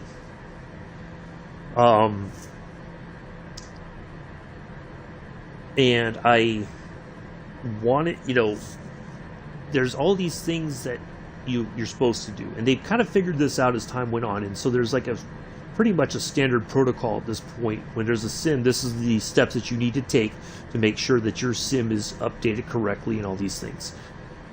Now, part of that is it's user error, people who don't listen to all those things, quite honestly, and it's also even if they follow those instructions, right, they may not get, it still may not work. So it's very, that's the weird thing about this sim, is you follow all the instructions, you do everything, and it's like, that doesn't work. So, but I would like to get it on PC because there's just way more stuff. And I'm looking at Captain Arish's setup, because he's got a view from the side when he's streaming, and you see him working the throttles, and he has almost like a home cockpit built right there. He's got all the bits and the switches and everything. He can dial stuff in like he's really in the plane, which I think is phenomenal. But some people are like, that stuff can cost a lot of money, and it's very, you have to buy a little bit at a time and then put it together over a period of time, and then then you might be ready to go. But it's very difficult to kind of figure out how are things going to interact with one another and get everything working. But his setup is just absolutely amazing. And quite a few people in the chat have been talking about, oh, I'd like to get that, but it's it's going to cost all this, and they want the throttle, they want the yoke or anything like that, the pedals, and then all those little virtual cockpit sort of stuff that you can you can churn a frequency, for instance, to tune it in, and you don't so you're not like clicking on here and trying to move all these other things. It's just it's tied in basically, and so it's just absolutely amazing. But all that stuff costs, when it's all said and done, you're looking over thousands of dollars. That's not including your computer and all that, your TV, your monitor system. That's just that's on top of all that. And so this is one of those hobbies that you can really, there's plenty of hobbies out there, photography, golf, that you just start spending all this money on, because you're like, oh, I need this now. I need this new thing to complete my setup, but it's not cheap, So I really like to do that, but that's a dream. I don't know if I'm ever going to be able to accomplish it, but yeah. Yeah, I like the fact that I have this here. I can play it on my 32-inch flat screen TV. It looks pretty amazing, for me at least. I don't know how much more amazing it would be on a 4K TV. I'd like to find out, but I'd have to see it all in person in side-by-side comparison. Is it worth the trying to get a 4K TV? Some people might say yes, and that very well might be the case, but I don't know. Yeah, I like to get that, but it's just not. It's not a expenditure I can afford right now, but hopefully in the future. So yeah.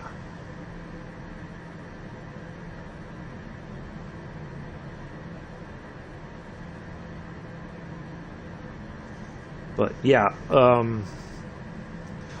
I'll message you a little bit later, Amela, once I'm done with the flight, and kind of give you a bit of a rundown of what's happened and everything, and I know you won't go blabbing the business around and all that. I trust you, so.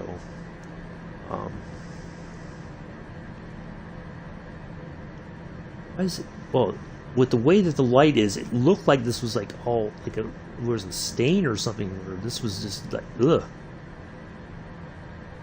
It's interesting textures on the leather here, leather seats. Well, I'm really glad we were finally getting on our way here. So, but yeah. Things are settled down now. I like the fact, not that I'm trying to be a hateful person, but my upstairs neighbors are gone. I'm happy about that because I don't hear the bad part is here where I live. The floors and walls are very thin. There's not much between the floor that I'm standing on and the ceiling below me. So in some cases, my upstairs neighbors, they were very heavy-footed. So they would walk, it was like they were stomping their feet. Now, I don't know, were they doing that on purpose? Was that just how they walk and, they don't really think about it? I don't know. But it's those little things that after a while, 6:30 in the evening, they've got their stereo cranked up, and it's every time. And then they turn it down. It's they go full blast, and then they adjust it down. It's really annoying. Yeah, so I'm kind of happy that they're gone, because that's one less headache I have to contend with here for right now. I understand people they had a lot of folks over for the past 2 years. Now, I'm not saying that they broke protocols or whatever. It's their choice. That's how it is. But whoever their friends are that come over to visit, they have kids, and so the kids are running around the apartment, and then the kids are, because they're running around, it's like they're stomping on the floor as well, and it's just like, I'm sitting here trying to watch TV or I'm trying to play a video game. It's like, and I don't want to wear my headphones all the time because my ears start to get very itchy. It's like all that, I don't know if it's wax or whatever. It just, my ears get irritated after wearing my headphones for so long. So I try not to do that for too long every day. So it's like I want to be able to play Flight Sim or whatever without my headphones on. And I don't have my TV cranked up very loud either. I just have it high enough so that I can hear the TV at a normal volume. And they would be so loud that I would have to turn my TV up. It's like, or I'll be like, well, I guess I'll have to put the headphones on, So, that's a huge kind of weight off my shoulders as well, not having neighbors who are just, for lack of a better term, rude. They never, like, there's the door downstairs where the washing machine and all that is, going into the parking lot. If you leave that open, it's going to, all that cold air, especially during the winter, is going to get into that basement. That's where all of our hot water systems are. Now, our hot water systems are not very well insulated, to be honest. They're kind of somewhat, but in the extreme temperatures, at night especially, if that door's open, that's going to cause a problem for the system. Now, people would see that door open, like if I run next door to the quick fill, right? And I'd come back and I'd see that door open because I guess the wife or whoever she is would bring breakfast over to her husband, I guess. I don't know. But they leave the door open. And I'm just like, it doesn't take but 2 seconds to close the door. It's like when you're a kid and you leave the door open and either the heater's on or the AC's on, and your parents are like, did we live in a barn or something? Why are you letting all this air out? So it was like they just didn't care.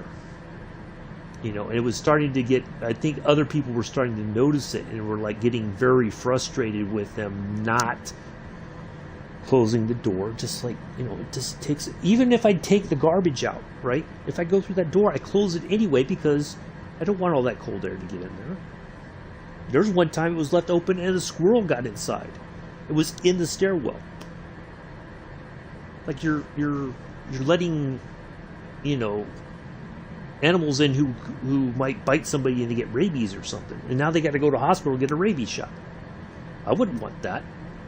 No. So yeah, just little things like that. But so that's one less thing, I guess, to really worry about. But yeah, this area is just really, and I've been here for 5 years now. God, I can't believe it's been 5 years already. Just in my apartment right here. I've been in the area going 6.5, going on 7 years now. But it's slowly gotten worse over time. And a lot of the people that were here when I first moved in, a lot of them have moved out. They're gone. And that they left well even before the pandemic hit. They were like out the door. And other people moved out, but nobody's moving in. That's the difficult part. Nobody is really moving in.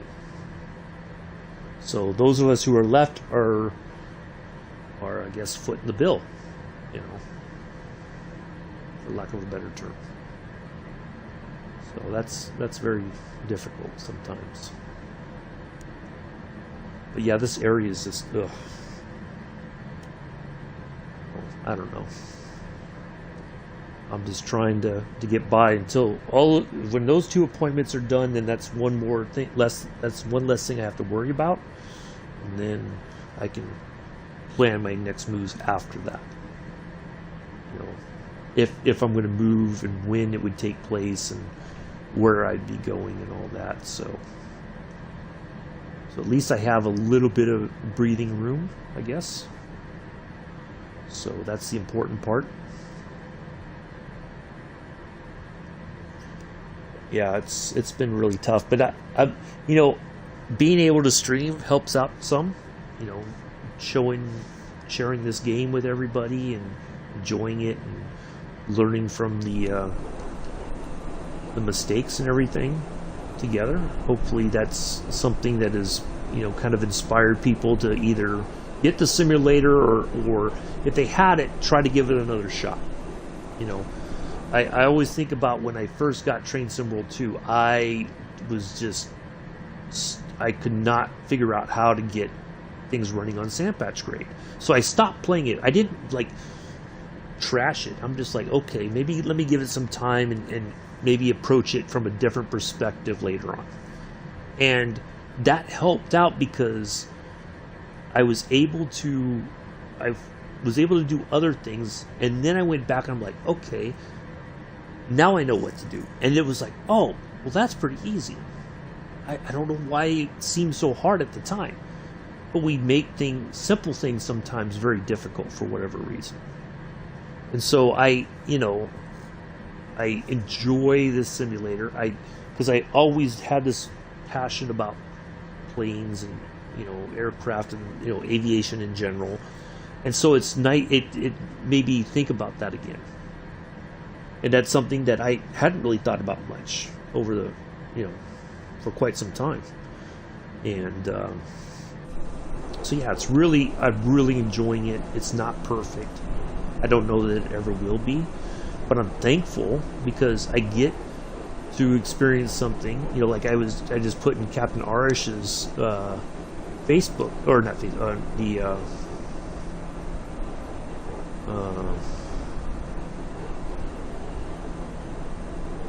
or in his Discord, and I said, you know, I'm really enjoying the flights because I'm getting to see places in Australia that I might not never get to see in real life.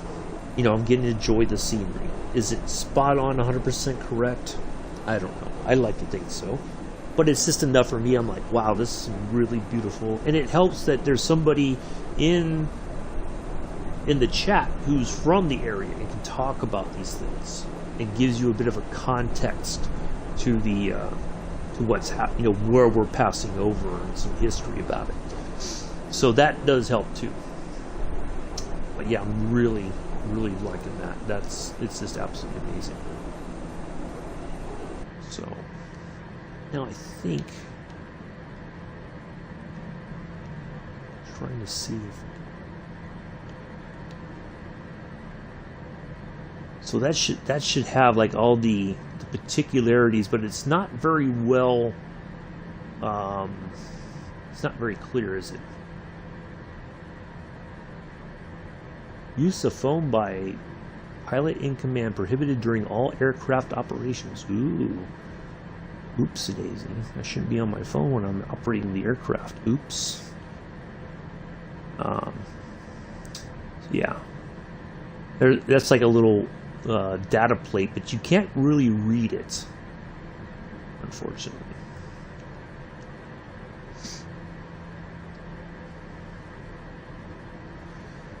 Oh, well. Here we are, 2 hours. This is going to be a much longer day than I expected, but that's okay. I'm glad to just work through it. That's the important part. We didn't quit. Although it seemed like at some point I was going to be like, I'm perplexed, I give up. But it worked out in the end. And that's the important thing. We kept trying and working through what was happening. And obviously, we just did not have, as I call it, we didn't have enough plane. There's just no other way to put it, I think. So. But we're 213 nautical miles from our destination. So if I go over here and I go zoom out more, we should see. All right, so 200. Oh, that didn't go over there. Okay. I thought it would do that over there as well. It's interesting. Come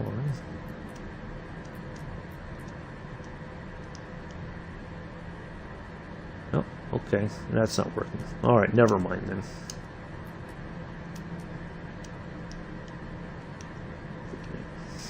So, the marker we're headed towards right now is CDS, right? So after that, we should start to see some of our arrival information, I believe. We'll start descending, and then we'll set up for our approach. I'll hit the activate approach button there on this little display down here. So it's a little bit different than what we saw the other day in the Beechcraft Baron. This has, I can pull this up and I can leave it right here, and then I just hit that. I don't have to like cycle through a menu or anything like that. So it's already loaded. I just hit that, and now I'm curious. I think I don't need to hit it at Yucks. I need to hit it at Qubit. That's the point where we're going to activate our approach. And then I think, let me look at my, let's just look at our chart here.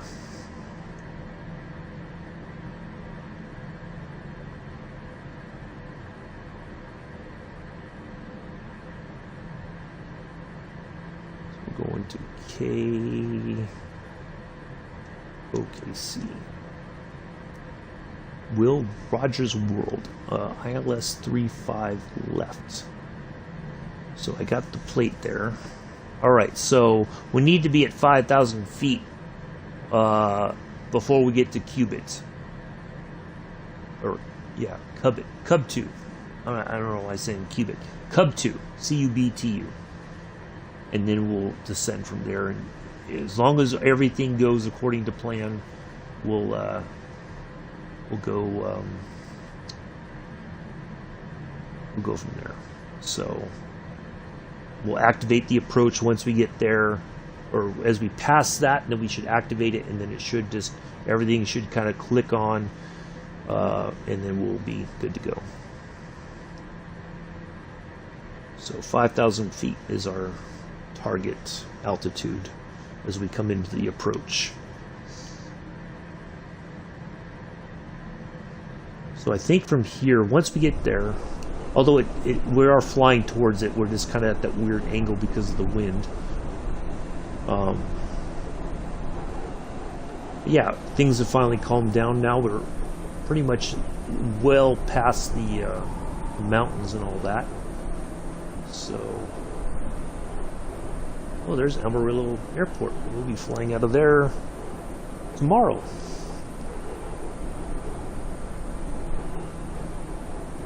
Yeah, that should be it for tomorrow. We'll go down to San Antonio.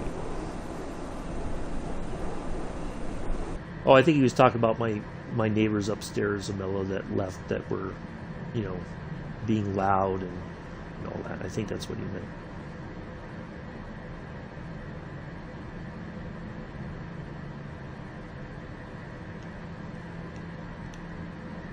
Because when I get up early in the morning, I try not to be too loud. When I'm streaming, I try not to talk loudly, even though it's easy to do because I got the headphones on. But, I try to be respectful that some people might still be sleeping, or they may just got home from work, they need to go to sleep, whatever the case may be. So I try to remember that. But, you can't. Some people are just never going to remember it. So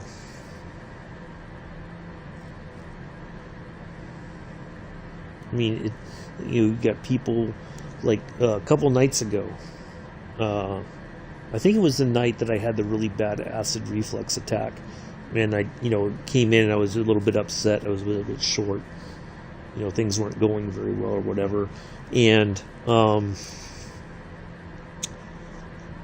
when I was sitting up trying to get my system to calm back down and everything, basically, 2-3 o'clock in the morning, neighbors pull in. They got the music blaring in their car or whatever, It's like, it's 3 o'clock in the morning. Do you not think that your neighbors are trying to sleep, maybe? Like, there's no common courtesy. You know, that's the bad part. But, you know,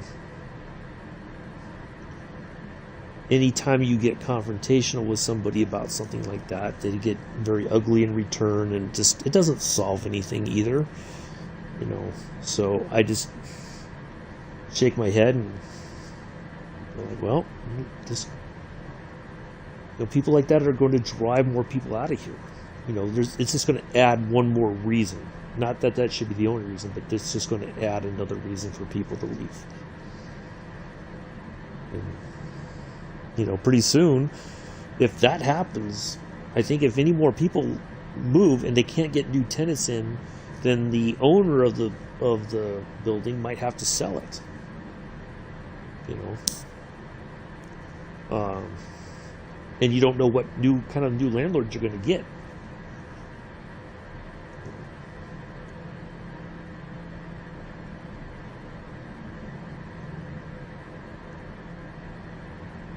But yeah, I think if a few more people move out, they're going to be financially, they're going to be hurting, and then they're going to have to make some decisions about that.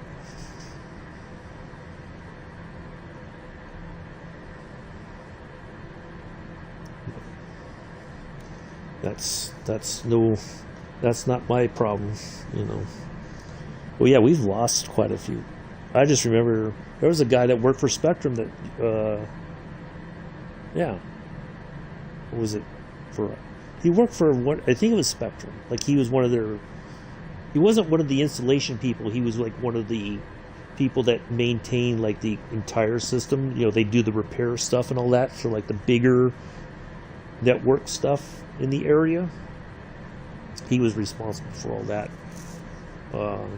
He moved out. God, it was 3 years ago, maybe. Yeah. Really cool guy. Met him when I first moved in. All right, Amela. The gal who used to live across the hallway from me, she moved out. Probably 2019, I think, sometime. I think she moved in with her. She and her boyfriend moved in together somewhere else. Yeah, some people have been here for a short while, and then they're here for like maybe 3 or 4 months, and then they're gone. You know. Yeah, I think what they're asking for rent now, I think a lot of people are just like, nah, not interested.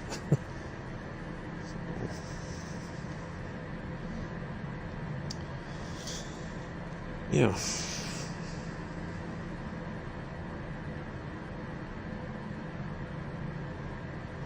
Well, I'm glad this worked out eventually. I really am. It's nice to be able to get this flight done, despite all the craziness that happened. Yeah, good flight overall, I think.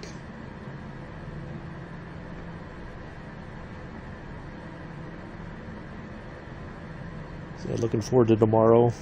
Amarillo to San Antonio. For Wednesday. Thursday, we were doing the Cessna 172 from Yellowknife to Hay River. I think you've heard me talk about it. The show Ice Pilots. That's where they fly from Yellowknife to Hay River and back. Like, they have a passenger service that basically goes there. Then Friday, we're going from Tucson to Jacksonville in the Cessna Longitude. Yeah, it's the faster one. Spitfire Saturday, Jackson Medgar Willie Evers International in Mississippi to Nashville International, Tennessee. And Sunday, scenic flight, we are taking a flight along the Miami coast to Palm Beach. And Monday, we will be back into the King Air 350i Ogden to Rock Springs. Tuesday, March 2nd, so no flight on the 1st. March 2nd, Rock Springs to Rawlins, and then Rawlins to Laramie. So we're just kind of jumping from airport to airport, take off from one place, and then the next day we'll take off from there. We're just kind of have some nice flights in the prop planes. Few hours. It's nice and relaxing. It's not super stressful, and yeah, good stuff. Yeah, I'm really looking forward to those. I'm looking forward to Friday's flight. Again, if you want a flight for the 4th of March, when I'm flying this Friday, I need you to give me the 4-letter code. So kind of like the one over there is KOKC for Oklahoma City. So I need the departure airport code and the arrival airport code.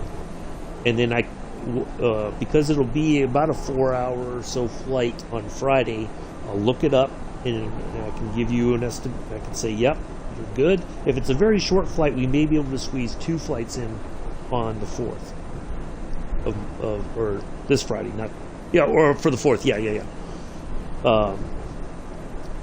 So if you have if it's a 30-minute flight, that's perfect, and then I can, if somebody else has got a short flight, 45 minutes, an hour or so, we'll squeeze two in for the 4th. So we could do a double if we have a couple of reasonable length flights. So yeah. But I'll again, based on the airports and everything, I'll try to find a suitable aircraft. Don't ask for like an 8-hour flight or whatever. Try to keep about 2.5, 3 hours, 4 hours tops. Anything beyond that, I'll say no to. So just try to keep it a reasonable amount of time, and then we'll be okay. So do look for that information between now and this Friday. So when I ask for it, whoever gets it in first, there you go. Now, if you've had one recently, try not to ask for one now or this Friday. Just try to give other folks a chance. But if we don't get any, Guard 603, contact Fort Worth Center on 133.5. Good day. if we don't get any bites, then I'll say, okay, well then anybody got one. But we'll try to, if you haven't had one before, I'll try to give you the opportunity. So, Guard 603 Fort Worth Center, continue to Charlie Delta Sierra as planned. we are. It's going as planned, finally. It wasn't before. That's for sure. So if you, for those of you who are in my chat and also know me on Discord, if you haven't had a flight requested before and you just need some help finding the information, just hit me up and I'll, I can try to find that information, help you find that information. So.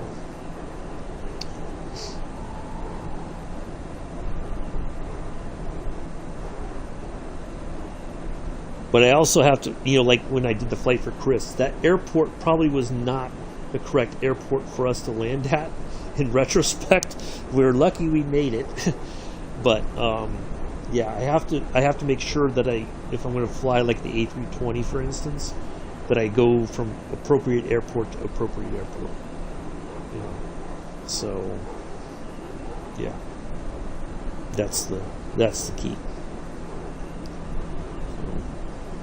So do keep that in mind. I know everybody wants to see the A320, for instance.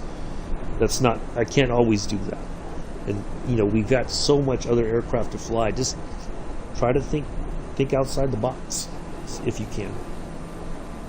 So, all right, so we should be turning towards Oklahoma City, I think, coming up here. We'll find out in a moment once we get closer to the marker, which is okay. So we're almost in the 10. It should be coming up right there in the corner as we come in, get closer to it. It's below the 10 nautical mile range. We'll get ready to turn, and I do appreciate everybody coming in today. I know some people might have got frustrated before I did, really, and just said, I'm out of here. But that's okay. So, yeah, appreciate the 3 likes. Appreciate everybody coming in and hanging out. Hopefully you've enjoyed this bit of craziness here today. We've had some trials and tribulations, I guess, but we've overcome them, I believe, and we're on our way. So we should be turning, and then we'll start reducing altitude. So what I'm gonna do is once we turn, or we go to our next marker, wherever that may be, and if we're going to reduce altitude, I'll ask for that, and then I'm going to take one last quick little break before we get ready to land here.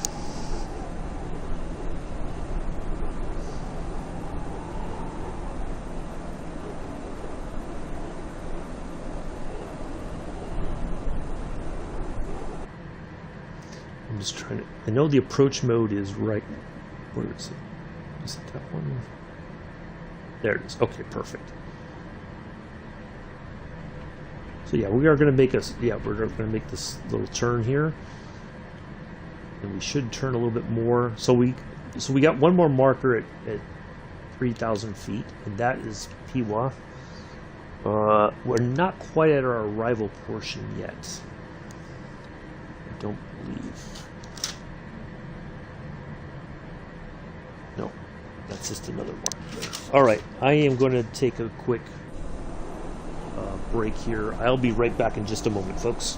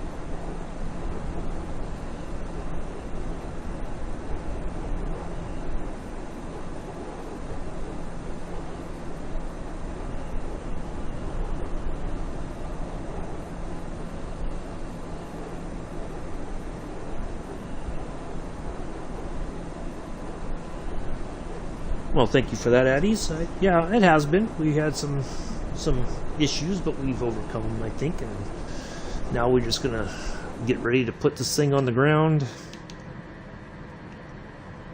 and go from there. So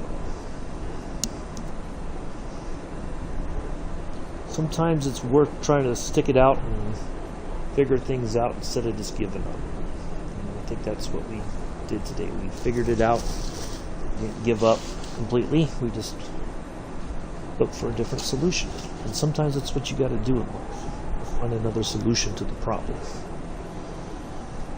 And that's what we did.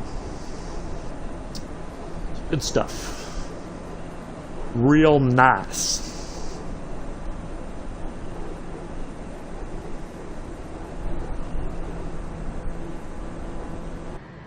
I think we can go ahead and just start throttling back just a bit, so we, at some point, we're going to start dropping altitude. I'm positive of that. Just got to see when we get to our marker. I'm looking for that. Contact Fort Worth Center on 128.4. Good day. Going to 128.4 guard 603. Fort Worth Center guard 603, flight level 310. Guard 603 Fort Worth Center, continue to flee as planned. Okay.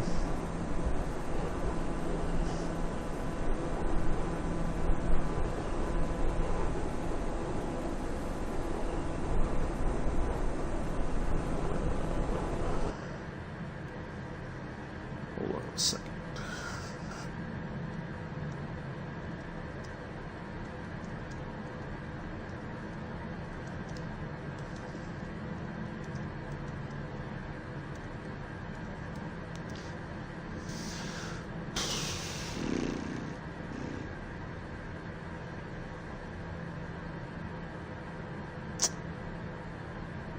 Yep.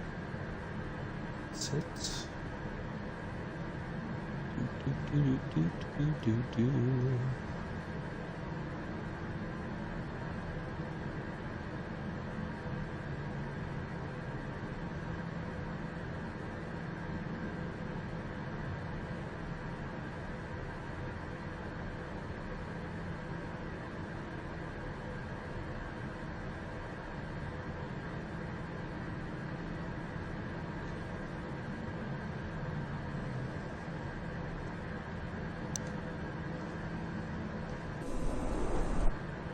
Ooh. Gotta get down to 28,000 feet. Let's notice that. Fort Worth Center Guard 603. Request flight level 280.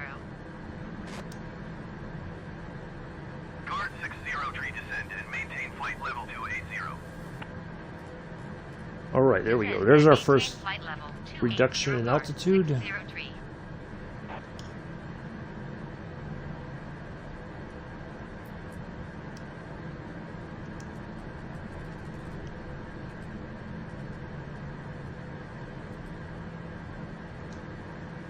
Perfect. So we'll get off the throttle here. Landing gear. Oh, wow, that really throttled back. Why is it asking for landing gear? We're not close to landing. I guess I hit the throttle back button a little too hard there.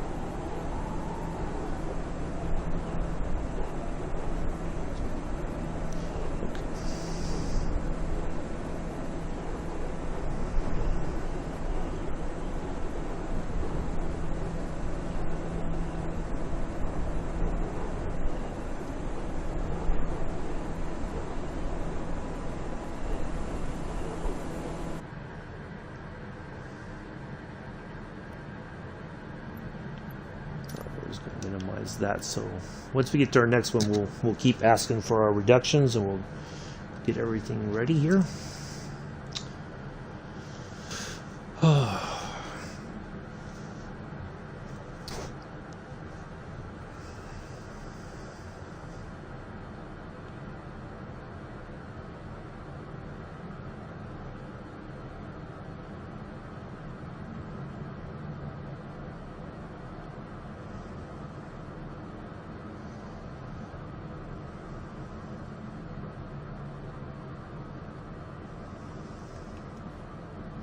That's vast. Okay, so we should be getting close here pretty soon.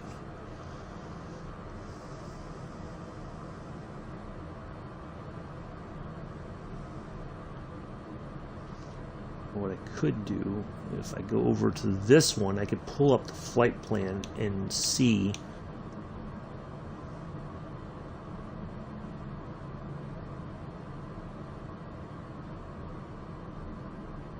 should be, maybe is it this one?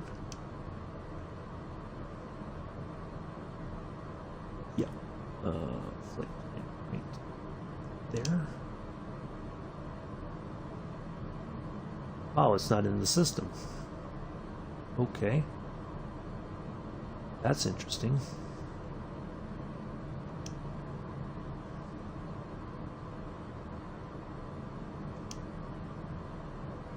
Oh, there it goes. Okay. We gotta scroll down.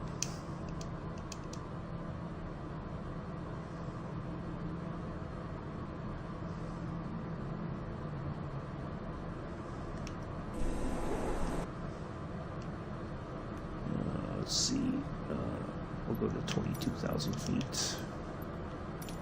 So 6. Fort Worth Center Guard 603. Request flight level 220. Guard 603, descend and maintain flight level 220.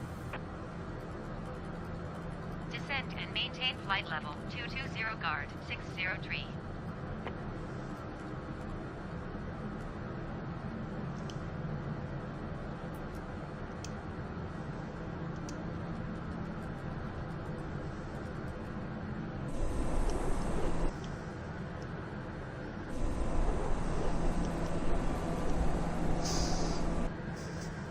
Alright, so let's go over here. We gotta scroll up just a bit here. So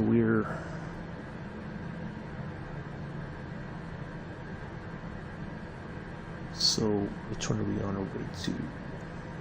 Give it. Alright. Just one click down. There we go. Alright. So after Gimel, we should be at Yucks, I think is what is getting ready to happen. Guard 603, contact Fort Worth Center on 133.5. Good day. 133.5 for Guard 603. Fort Worth Center Guard 603 is passing flight level 260, descending flight level 220. Guard 603, Fort Worth Center, continue to Gimel as planned.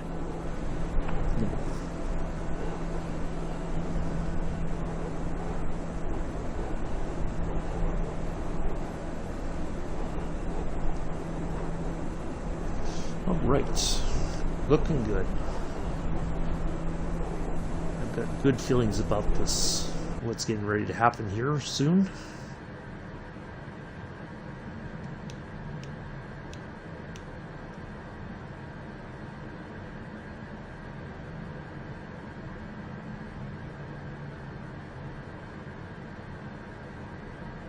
All right, no, we're not there at Yucks yet. So we're going to go to Foyer, then Yucks.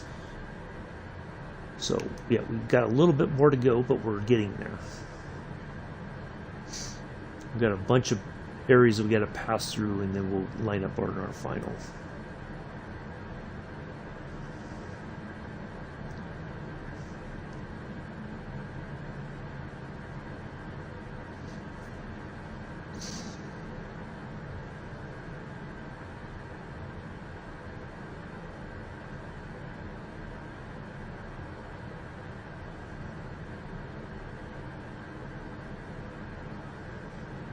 It's only 7:05 in the morning there in Oklahoma City.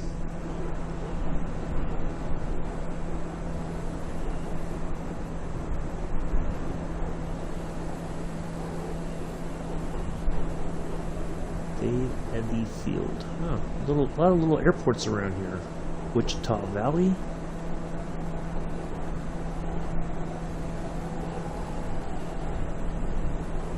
Danabar? Danabar? I think that's what that says.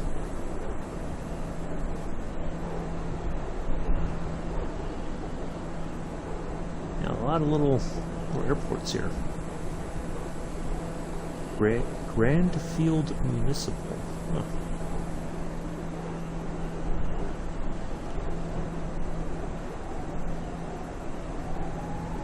Perfect. We're making it just in time here. We're getting to 220.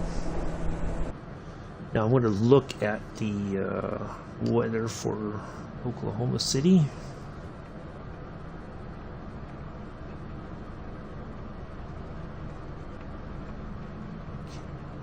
Let's see. 3006. So we got a very different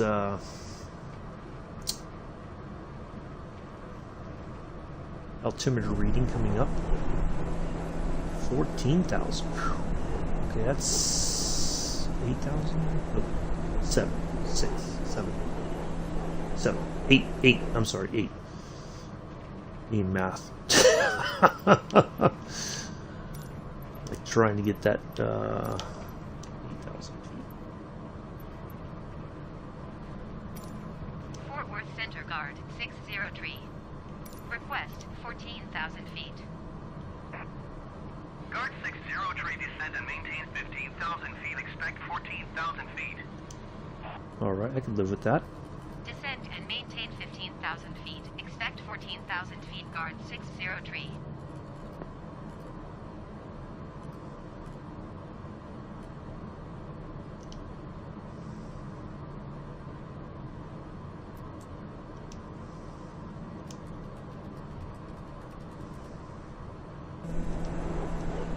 Let's try to get too much. Let's try to get down there quickly. And we're once we get below 18,000 or flight level 180, then I'm going to dial in the altimeter reading for the airport there that we're en route to. We'll get to 3006, and then we'll see if we're in the ballpark. Hopefully we are. Hello, Mello. Welcome back. It's all good.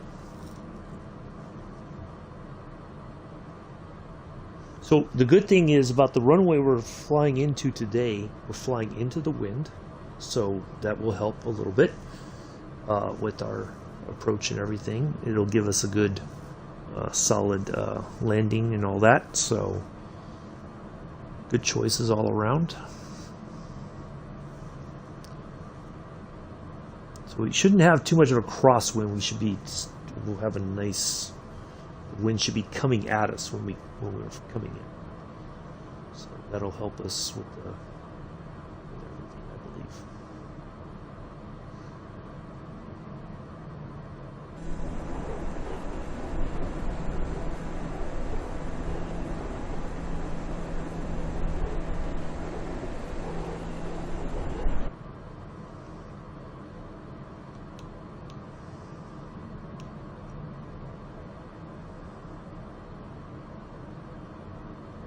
So after this marker, that's when we're at our arrival point.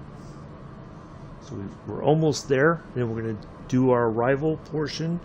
We'll get down some more altitude and everything, and then come to, hit the approach, activate the approach, hit the approach button up here, and we should be good to go. That should be the plan. A little bit lower, and all right, 3006. Let's try that.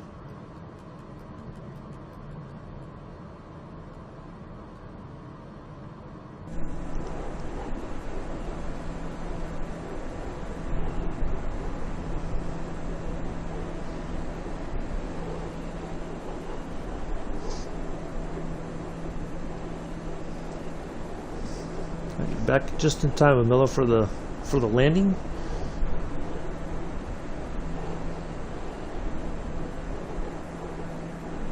Fingers crossed it all goes according to plan today.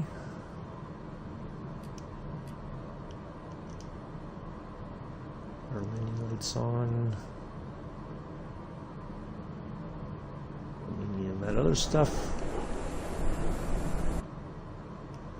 Alright, we were a well-lit plane because we want everybody to know we're in the area.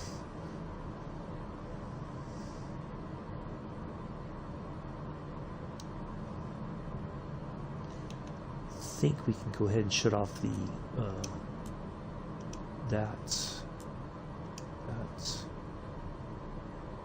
leave that on. We can turn that off.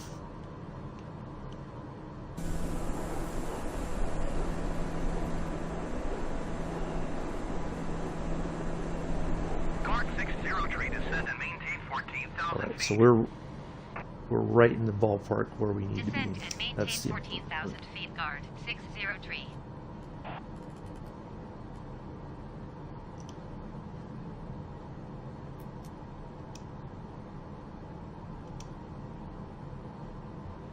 Oh, that's going to be a very quick descent. That's all right.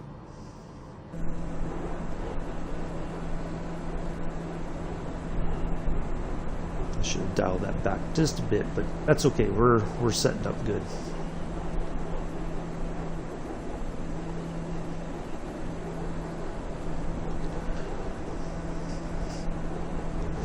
Oh.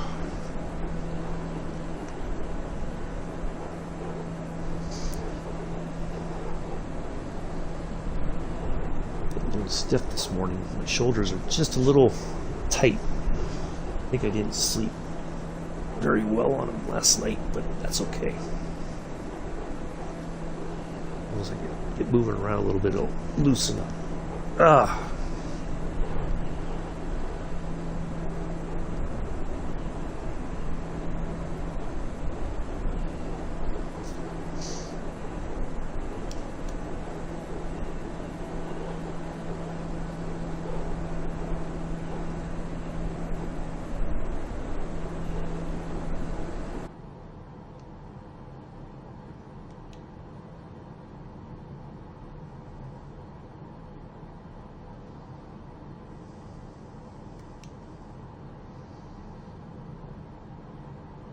Oh, Fort Sill.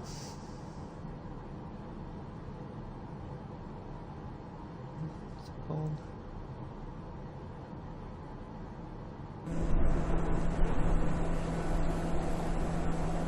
Henry Post Army Airfield, Fort Sill. Huh.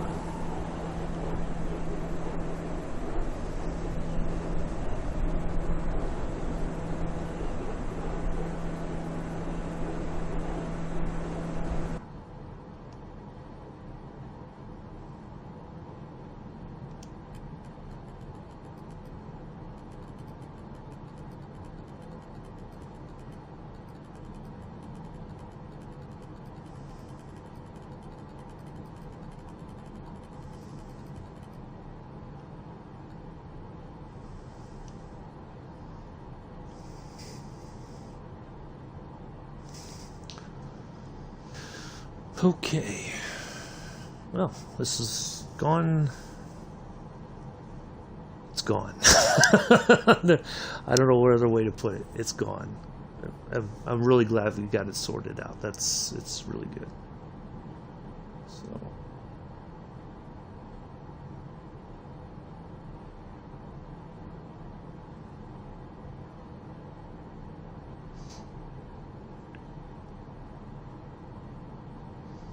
Pays to keep after it. Keep trying. It really does.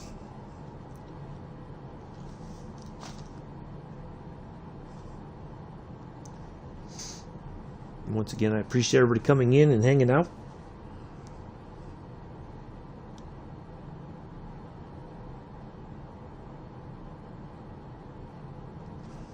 For Tuesday morning, afternoon for some folks. Alright, so that's our marker there.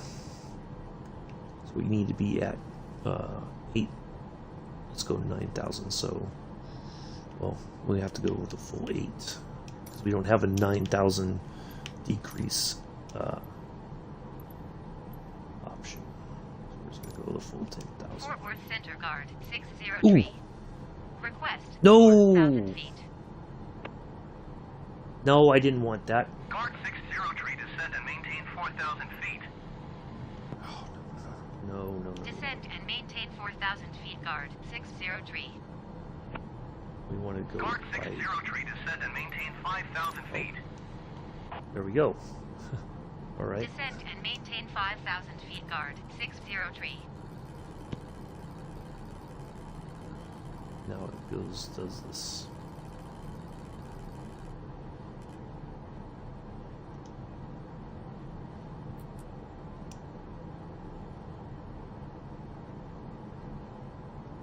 So that's our minimum altitude. That's our altitude for our approach. So we're setting up good for that. Go ahead and just get 2,000 feet. Just go ahead and get down there as quickly as we can. So, but that's the altitude we need to be at before we hit Cub 2. So we're in good shape for that now.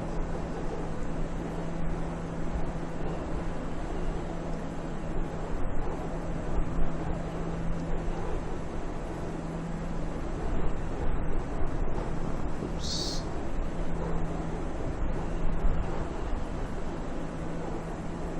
Guard 60 tree, contact Fort Worth Center on 128.4.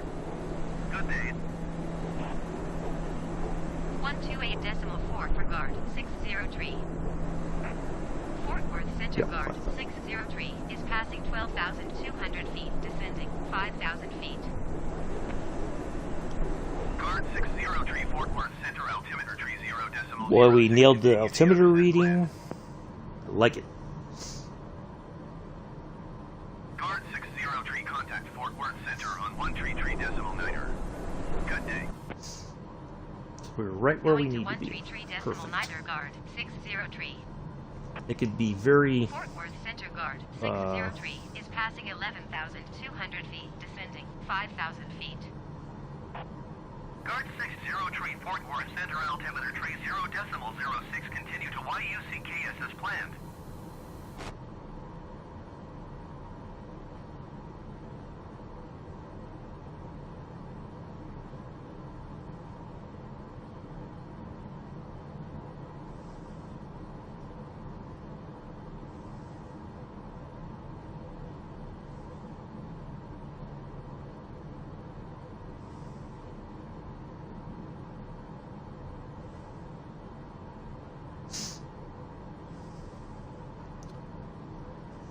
yeah, good stuff today.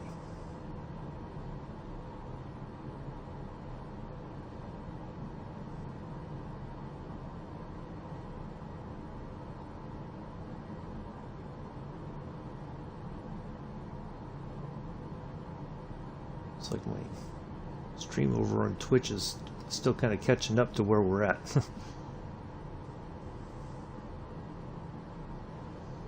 Okay, that was recent.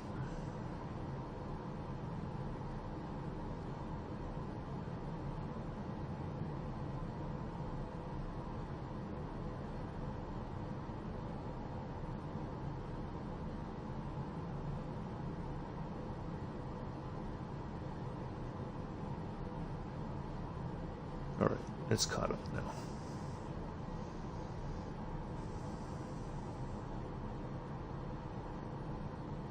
Now watch is going to tell me to climb and maintain something once we get here.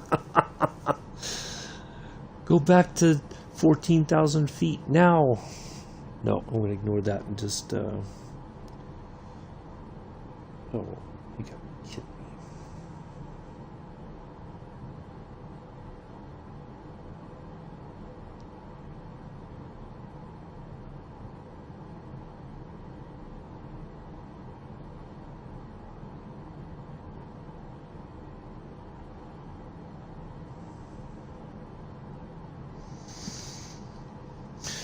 Those emails sitting in one of my email accounts were all about the President's Day sales yesterday.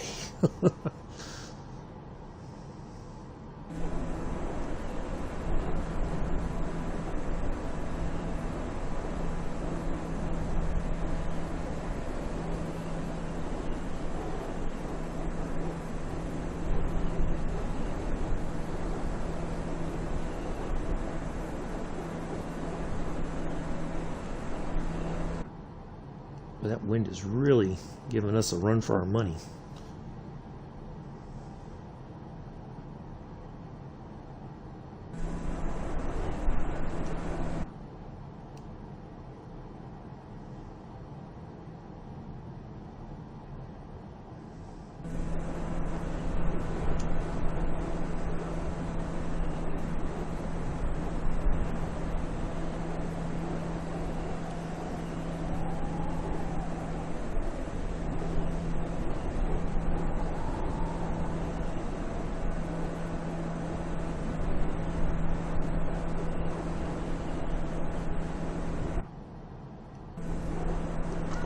think what I'm going to do is just get a little bit of flap down just so that we start slowing down just a bit. Try to hopefully help stabilize the plane. Guard 60 tree, climb and maintain 8,000 feet. See? Climb and No, we're maintain staying right here at 8,000 5,000. feet, Guard 60 Nope. tree. Nope, nope, nope. No, thank you.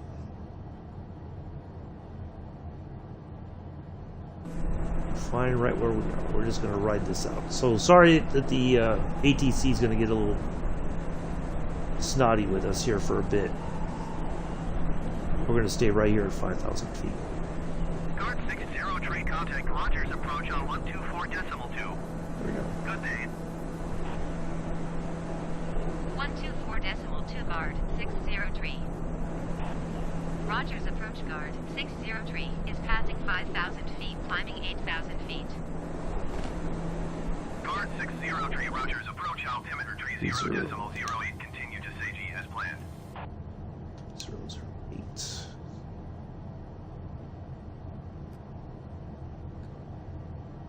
Right, a little update there.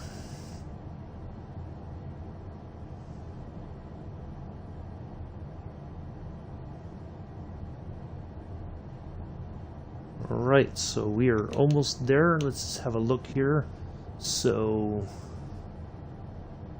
let's scroll down just a bit here. So should be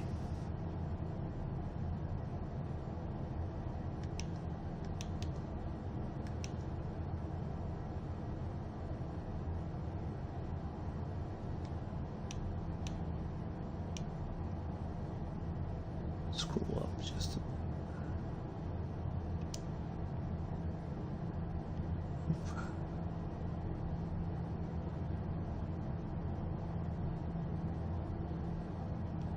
Guard 60 tree, please expedite your climb 8,000 feet.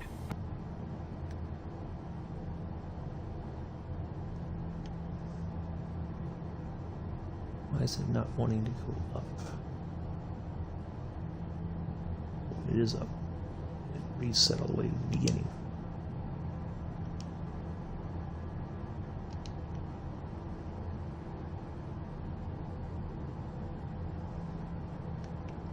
Oh, we're going to stay right here because we're going to have to be there anyway. So I'm not going to.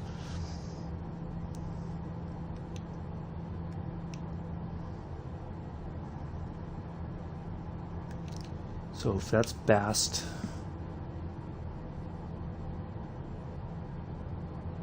Then, Guard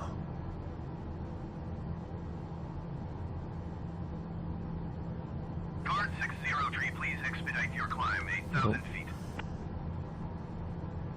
Nope, we're staying right here. Sorry, but no. You know, it's going to be like, descend and maintain 5,000 feet.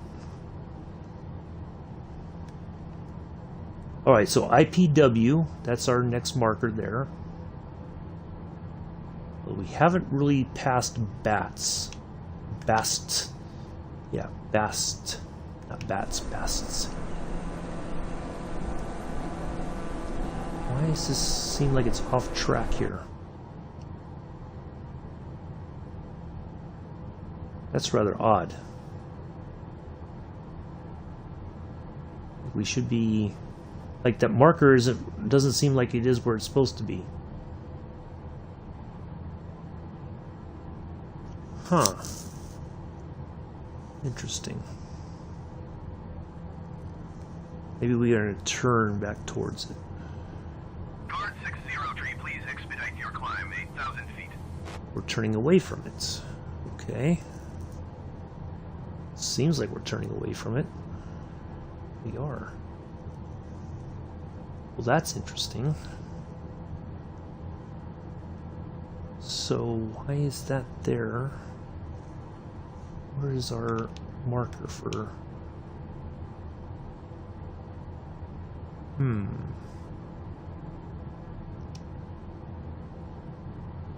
So, our next marker should be Kubtu. We're heading at... So we're almost lined up. Interesting.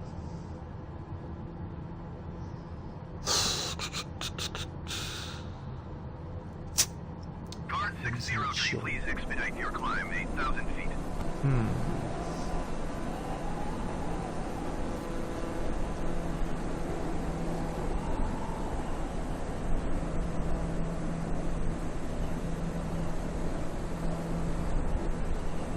See, the airport, it's like we're almost on the path for those airstrip, but this doesn't make any sense.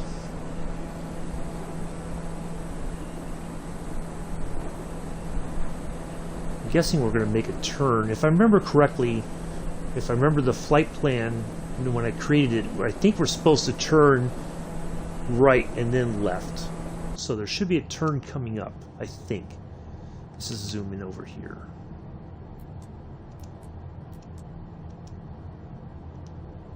Okay, that's rather odd. Guard 603, please expedite your climb 8,000 That's not the way we're supposed to go. Okay, hold on. Something's not working here.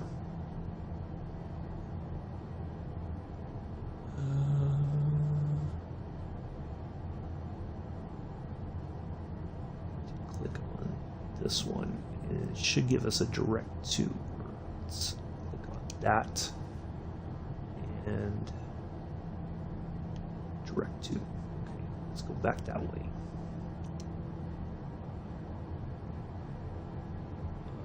Activate. Alright, so we just had a little bit of a hiccup. So we're going to turn back towards that and then we should line up. So something didn't work according to plan. But that's okay, we're set. You are 13 miles southwest. Maintain present heading and altitude. Expect ILS runway 35 left approach via India Romeo Whiskey transition. Clear to India Romeo Whiskey. Maintain present heading and altitude. Expect ILS runway 35 left approach via India Romeo Whiskey transition. Clear to India Romeo Whiskey Guard 603. That's twice now that for some reason it didn't go where, and I was like, maybe it was going to turn on its own, but we were coming in a very odd direction, so, but we figured it out. So we're on our correct way here shortly. We're going to have to loop back around and then come back in, and then we should be set to go. Because after that marker IDW, then we should have our we should go right into Cub 2. And then we'll activate the approach.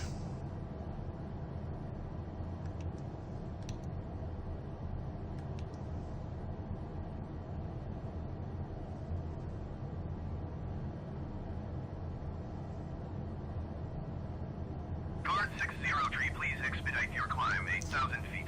Alright. I'm going to go to... Well, no, I'm going to stay right here because we need to be at 5,000, so I'm just going to stay right where we're at.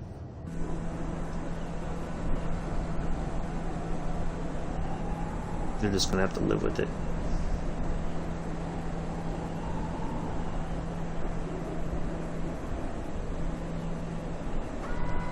Landing gear.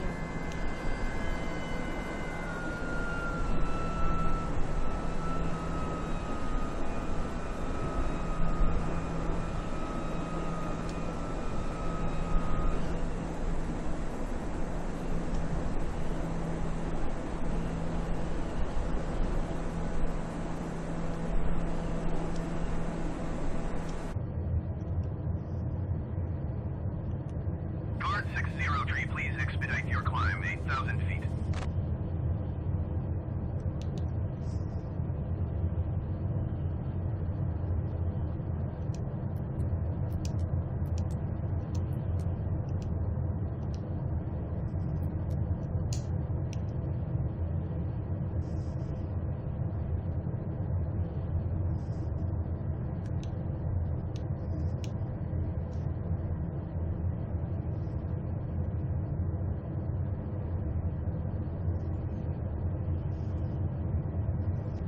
So we're gonna, boy, we're really slowing down here. Okay, so there's that, and then we're gonna go we'll go direct to. We're going to pass that and then we'll turn back around. Because 3-5 left should be that runway right off to our. Guard 603, climb and maintain 5,000 feet.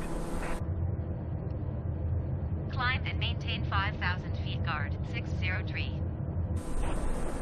We're at 5,000 feet. We're empty. Wow, we are no. We are not ready for landing. What is the marker? Oh, we gotta go there. Nope. I want to go to Q2. We skipped something. Not ready to land.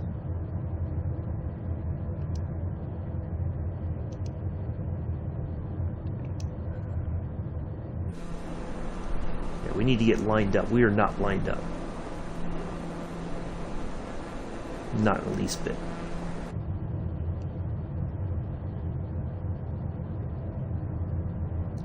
Wow, it is not wanting to take us there.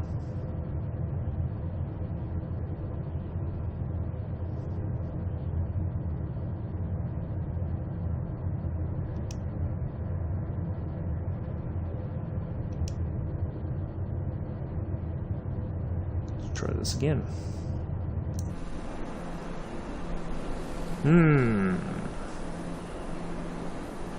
Well, this is odd. If it hasn't been one thing, it's been another. Why is it not wanting to go back? We need to turn around.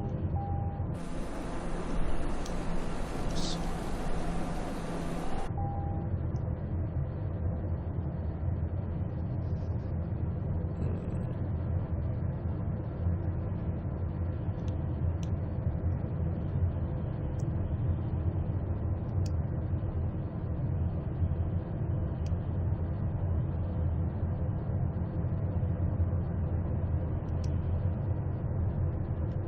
It's not wanting to activate.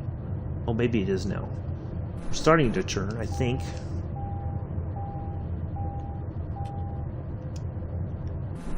I don't know why it's doing that.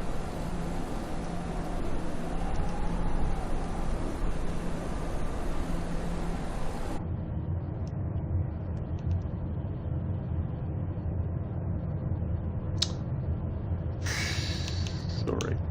Let's do this. Let's go to the home page. Let's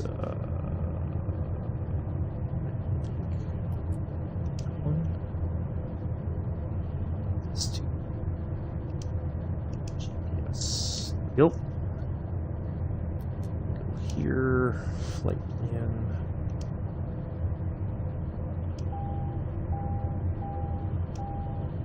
Direct. Now it should take us there.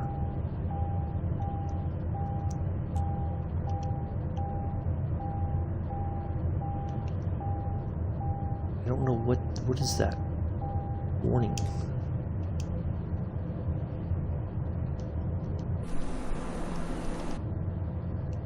All right.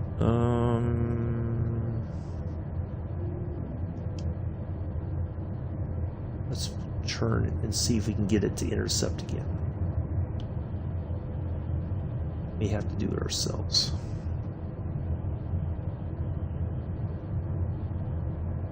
Wow, now we got heavy rain clouds here.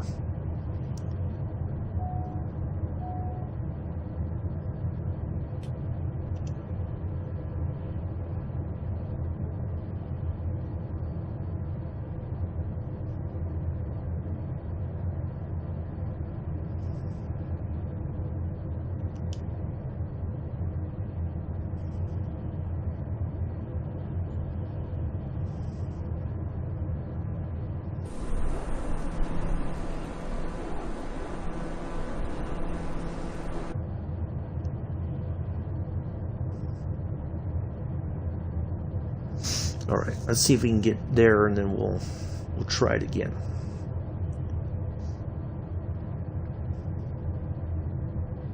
It's like it's turning towards it.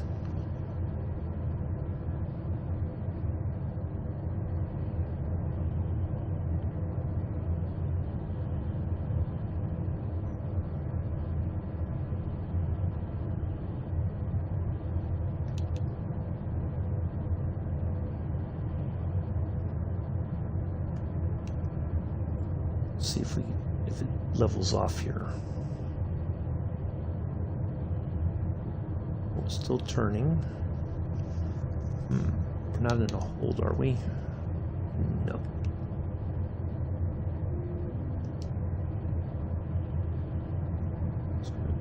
Fly towards this a little bit and then we'll turn back in.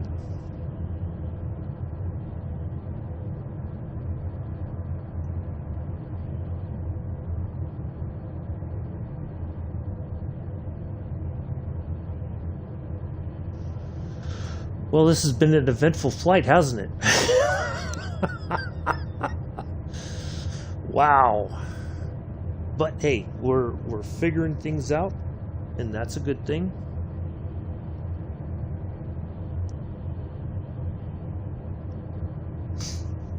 We're not panicking. We're not getting upset. We're working with what we got.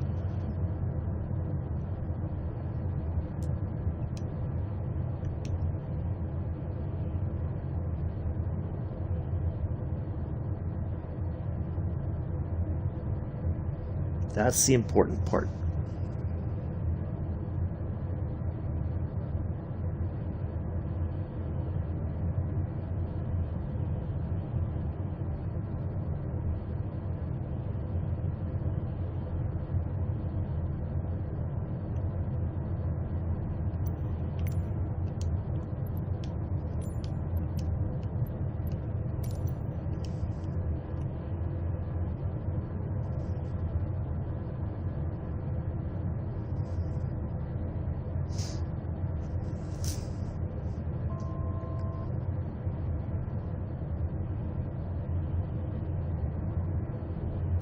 Climbing now.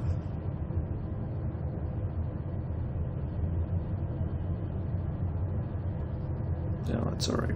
We'll be fine. We'll get back to 5,000 feet once we get past here, and we'll turn around and come back in.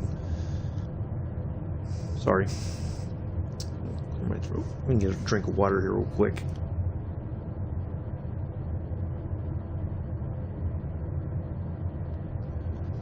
All right. Well. Never a dull moment, is it?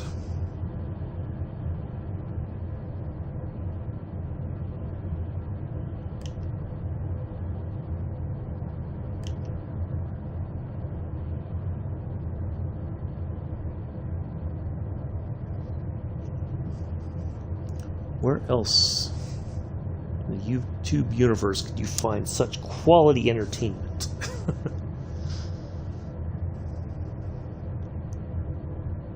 All for the low, low price of free. Can't beat that, can you?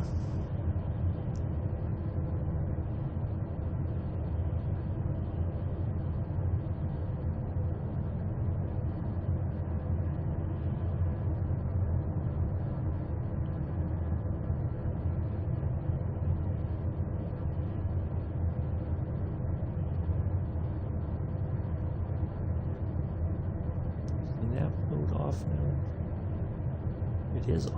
Okay. Maybe that's what happened. All right, let's try to re-engage that and get the nav mode on. There we go. Now it should be taking us right there, I think. War Bonnet. Wow, there's an airport called War Bonnet. That's interesting.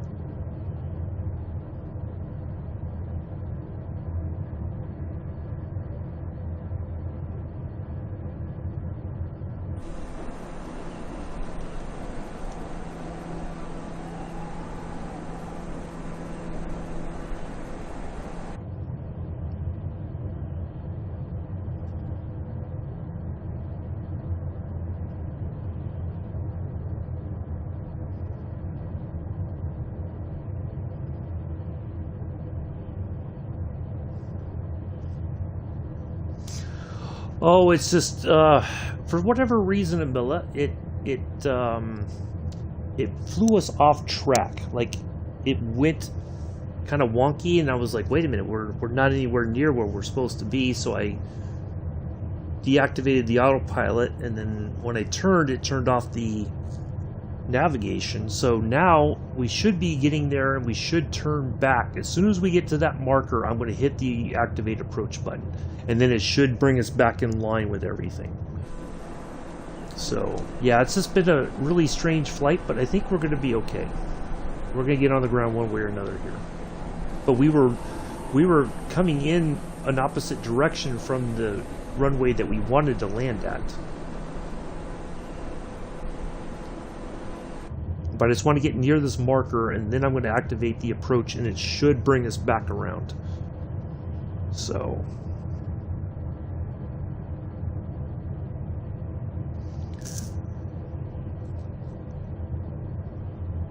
just a little bit closer. I want to get near it or just past it enough that we'll swing back around and line up Guard correctly. 60 tree, descend and maintain 4,000 feet. Descend and maintain 4,000 feet. Guard 60 tree.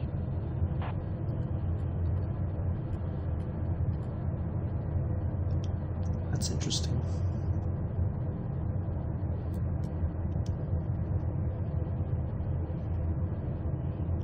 Alright, now it seems like we're way off track again. Let me activate the approach. Like it's gone off.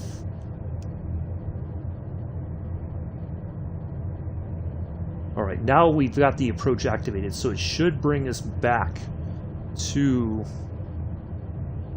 the marker. We got to really turn back quite a bit and then get lined up. Guard 60 tree, you are 12 miles south of Rogers. Okay, Contact I think we're Rogers set Tower now. on 119.35 when inbound. Tower on 119.35. Guard 60 tree. Rogers Tower Guard 60 tree 12 miles south inbound ILS runway 35 left approach. Guard 60 tree, Rogers Tower. Altimeter tree 0.05 wind tree 07 at tree 2. Cleared ILS runway tree 5 left approach. 305. Cleared ILS runway tree 5 left approach. Guard 60 tree. Big old crusty salute to Rogers. Alright, I think we're getting back on track here. So we've activated the approach, and then once we're on the track, I'm going to activate the approach mode, and that should bring us right on in.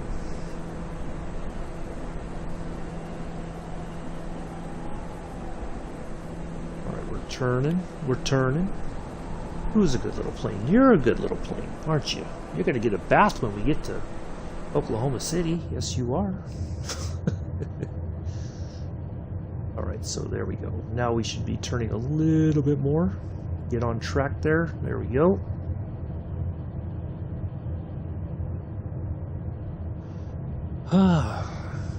Good times, huh? Good times. So we'll go ahead and hit the approach mode. That should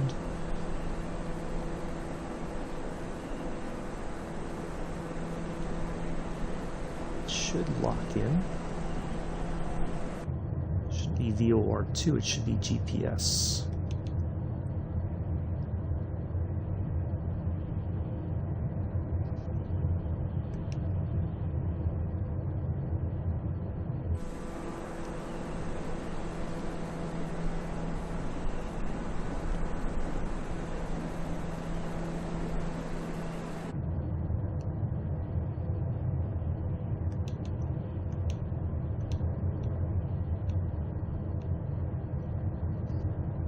Let's go here to home.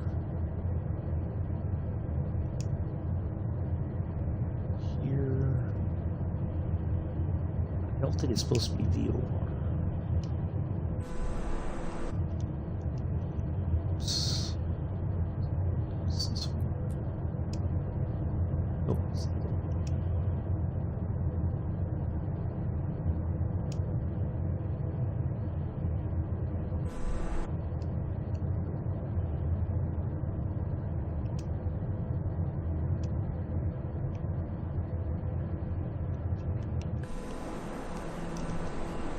All right, there's our pattern there. So I think we're in good shape now. I've been saying that, but I really believe that this time now. For whatever reason, there was just that little bit of a weird. We got the yucks, and we were supposed to go somewhere, and then it was like it just went and did its own thing.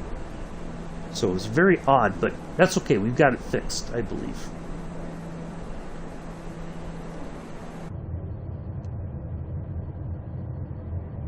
So it should lock in here in a moment. There's a localizer and an ILS area. I don't think there's a lock mode on this, so it should read it and it should take effect as we get a little bit closer here. If not, if it doesn't seem like it's gonna, lock in like it normally does, and kind of nose over and start following the glide path down. So that's still white. So we haven't quite hit the point where it's gonna,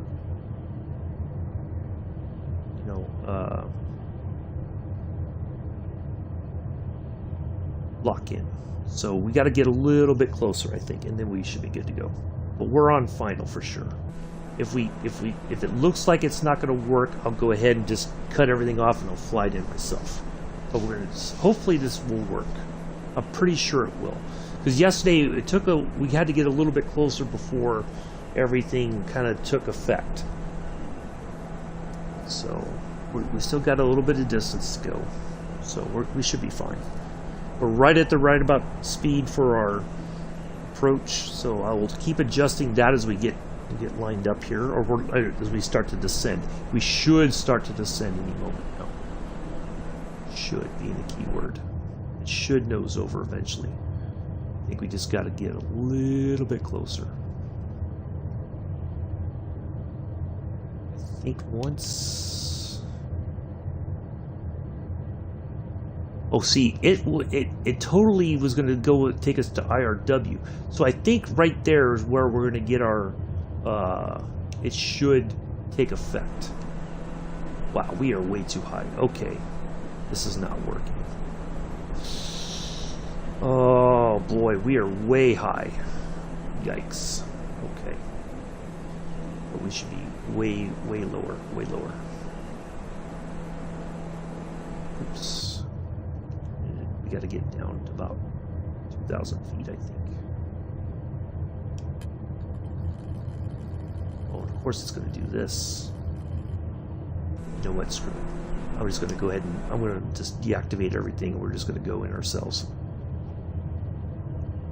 I got to make that quick. Quick. All right, let's go. Wow, we are. Man, this is. Okay, so this didn't work, and I think it's because we had that go around basically. So, but that's okay. We'll get on the ground. I'm not going to circle around again, and so there was just a bit of a hiccup, it seemed, but that's okay. Well, we're going to get there.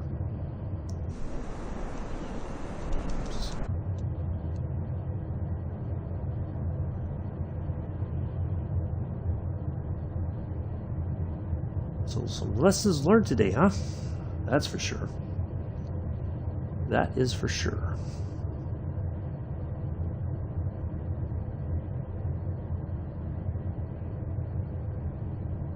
So I probably should have activated the arrival to make sure, because I think it skipped it for some reason. We got there, but it didn't. It's like we skipped everything else after that and went right towards the marker, that IDW, which was, we just passed it there on the left. So that's okay. We had a very unorthodox landing, and that's okay. Sometimes that happens.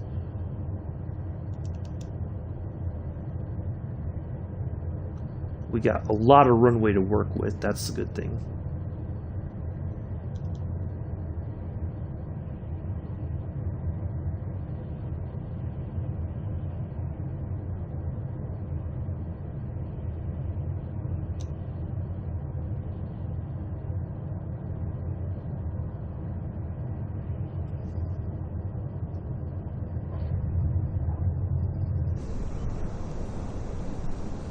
Guard 603, turn next taxiway. Well, there we are.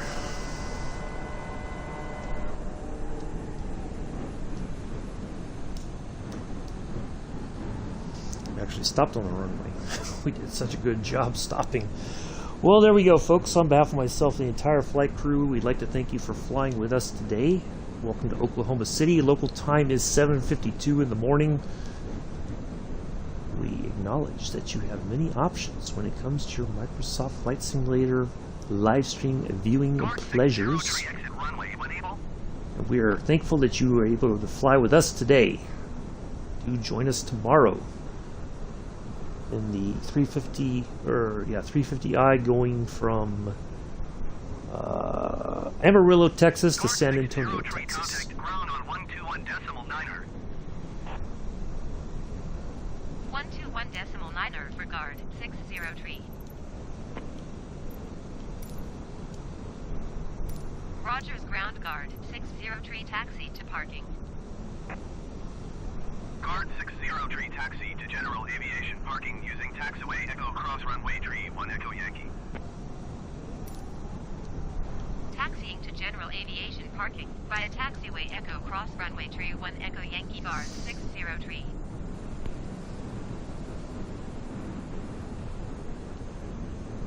So yeah, very interesting turn of events today, huh? But that's okay. We're on the ground now. We learned some lessons. We learned that maybe we didn't put all the information in correctly to help us with the flight. That's a learning lesson itself. So I'm not used to flying in the TBM like I used to, because I was flying like IFR in the TBM, and that's completely different, or VFR, and that's completely different than an IFR flight. So, oops, not nav mode. We want the flight director off. Where's the flight director button?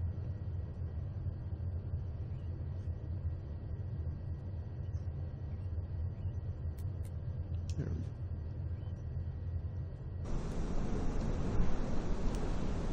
So yeah, some lessons learned. That's the important part.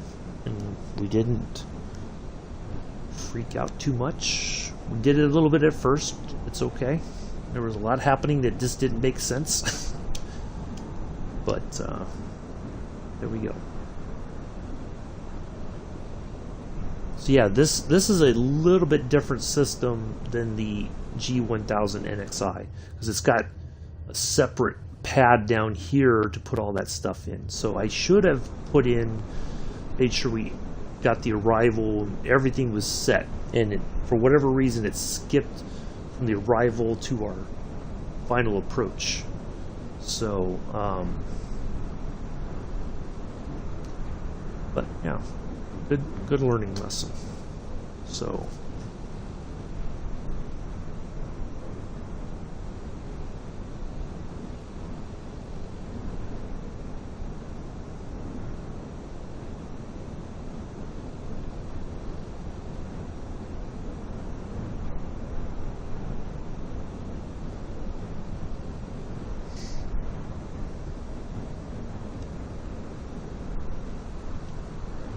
speeding along here.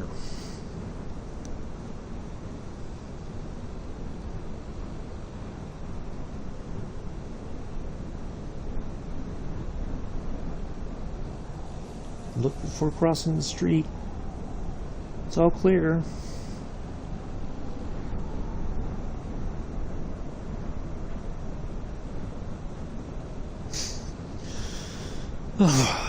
Well, quite the morning. This went well longer than I expected, but that's okay.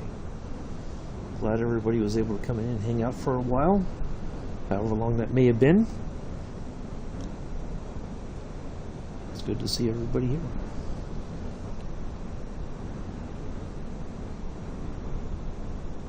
I'm not going to drive all the way down there. I'm just going to cut right through here.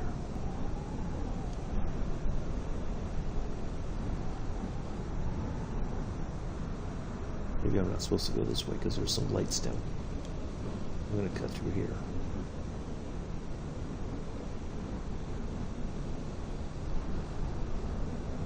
Breaking the law, breaking the law.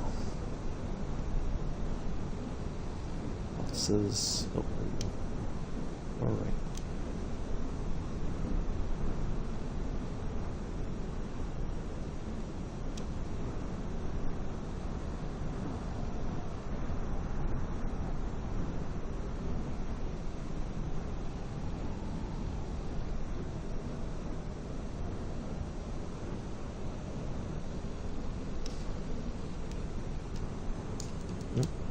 Pull for just a smidge.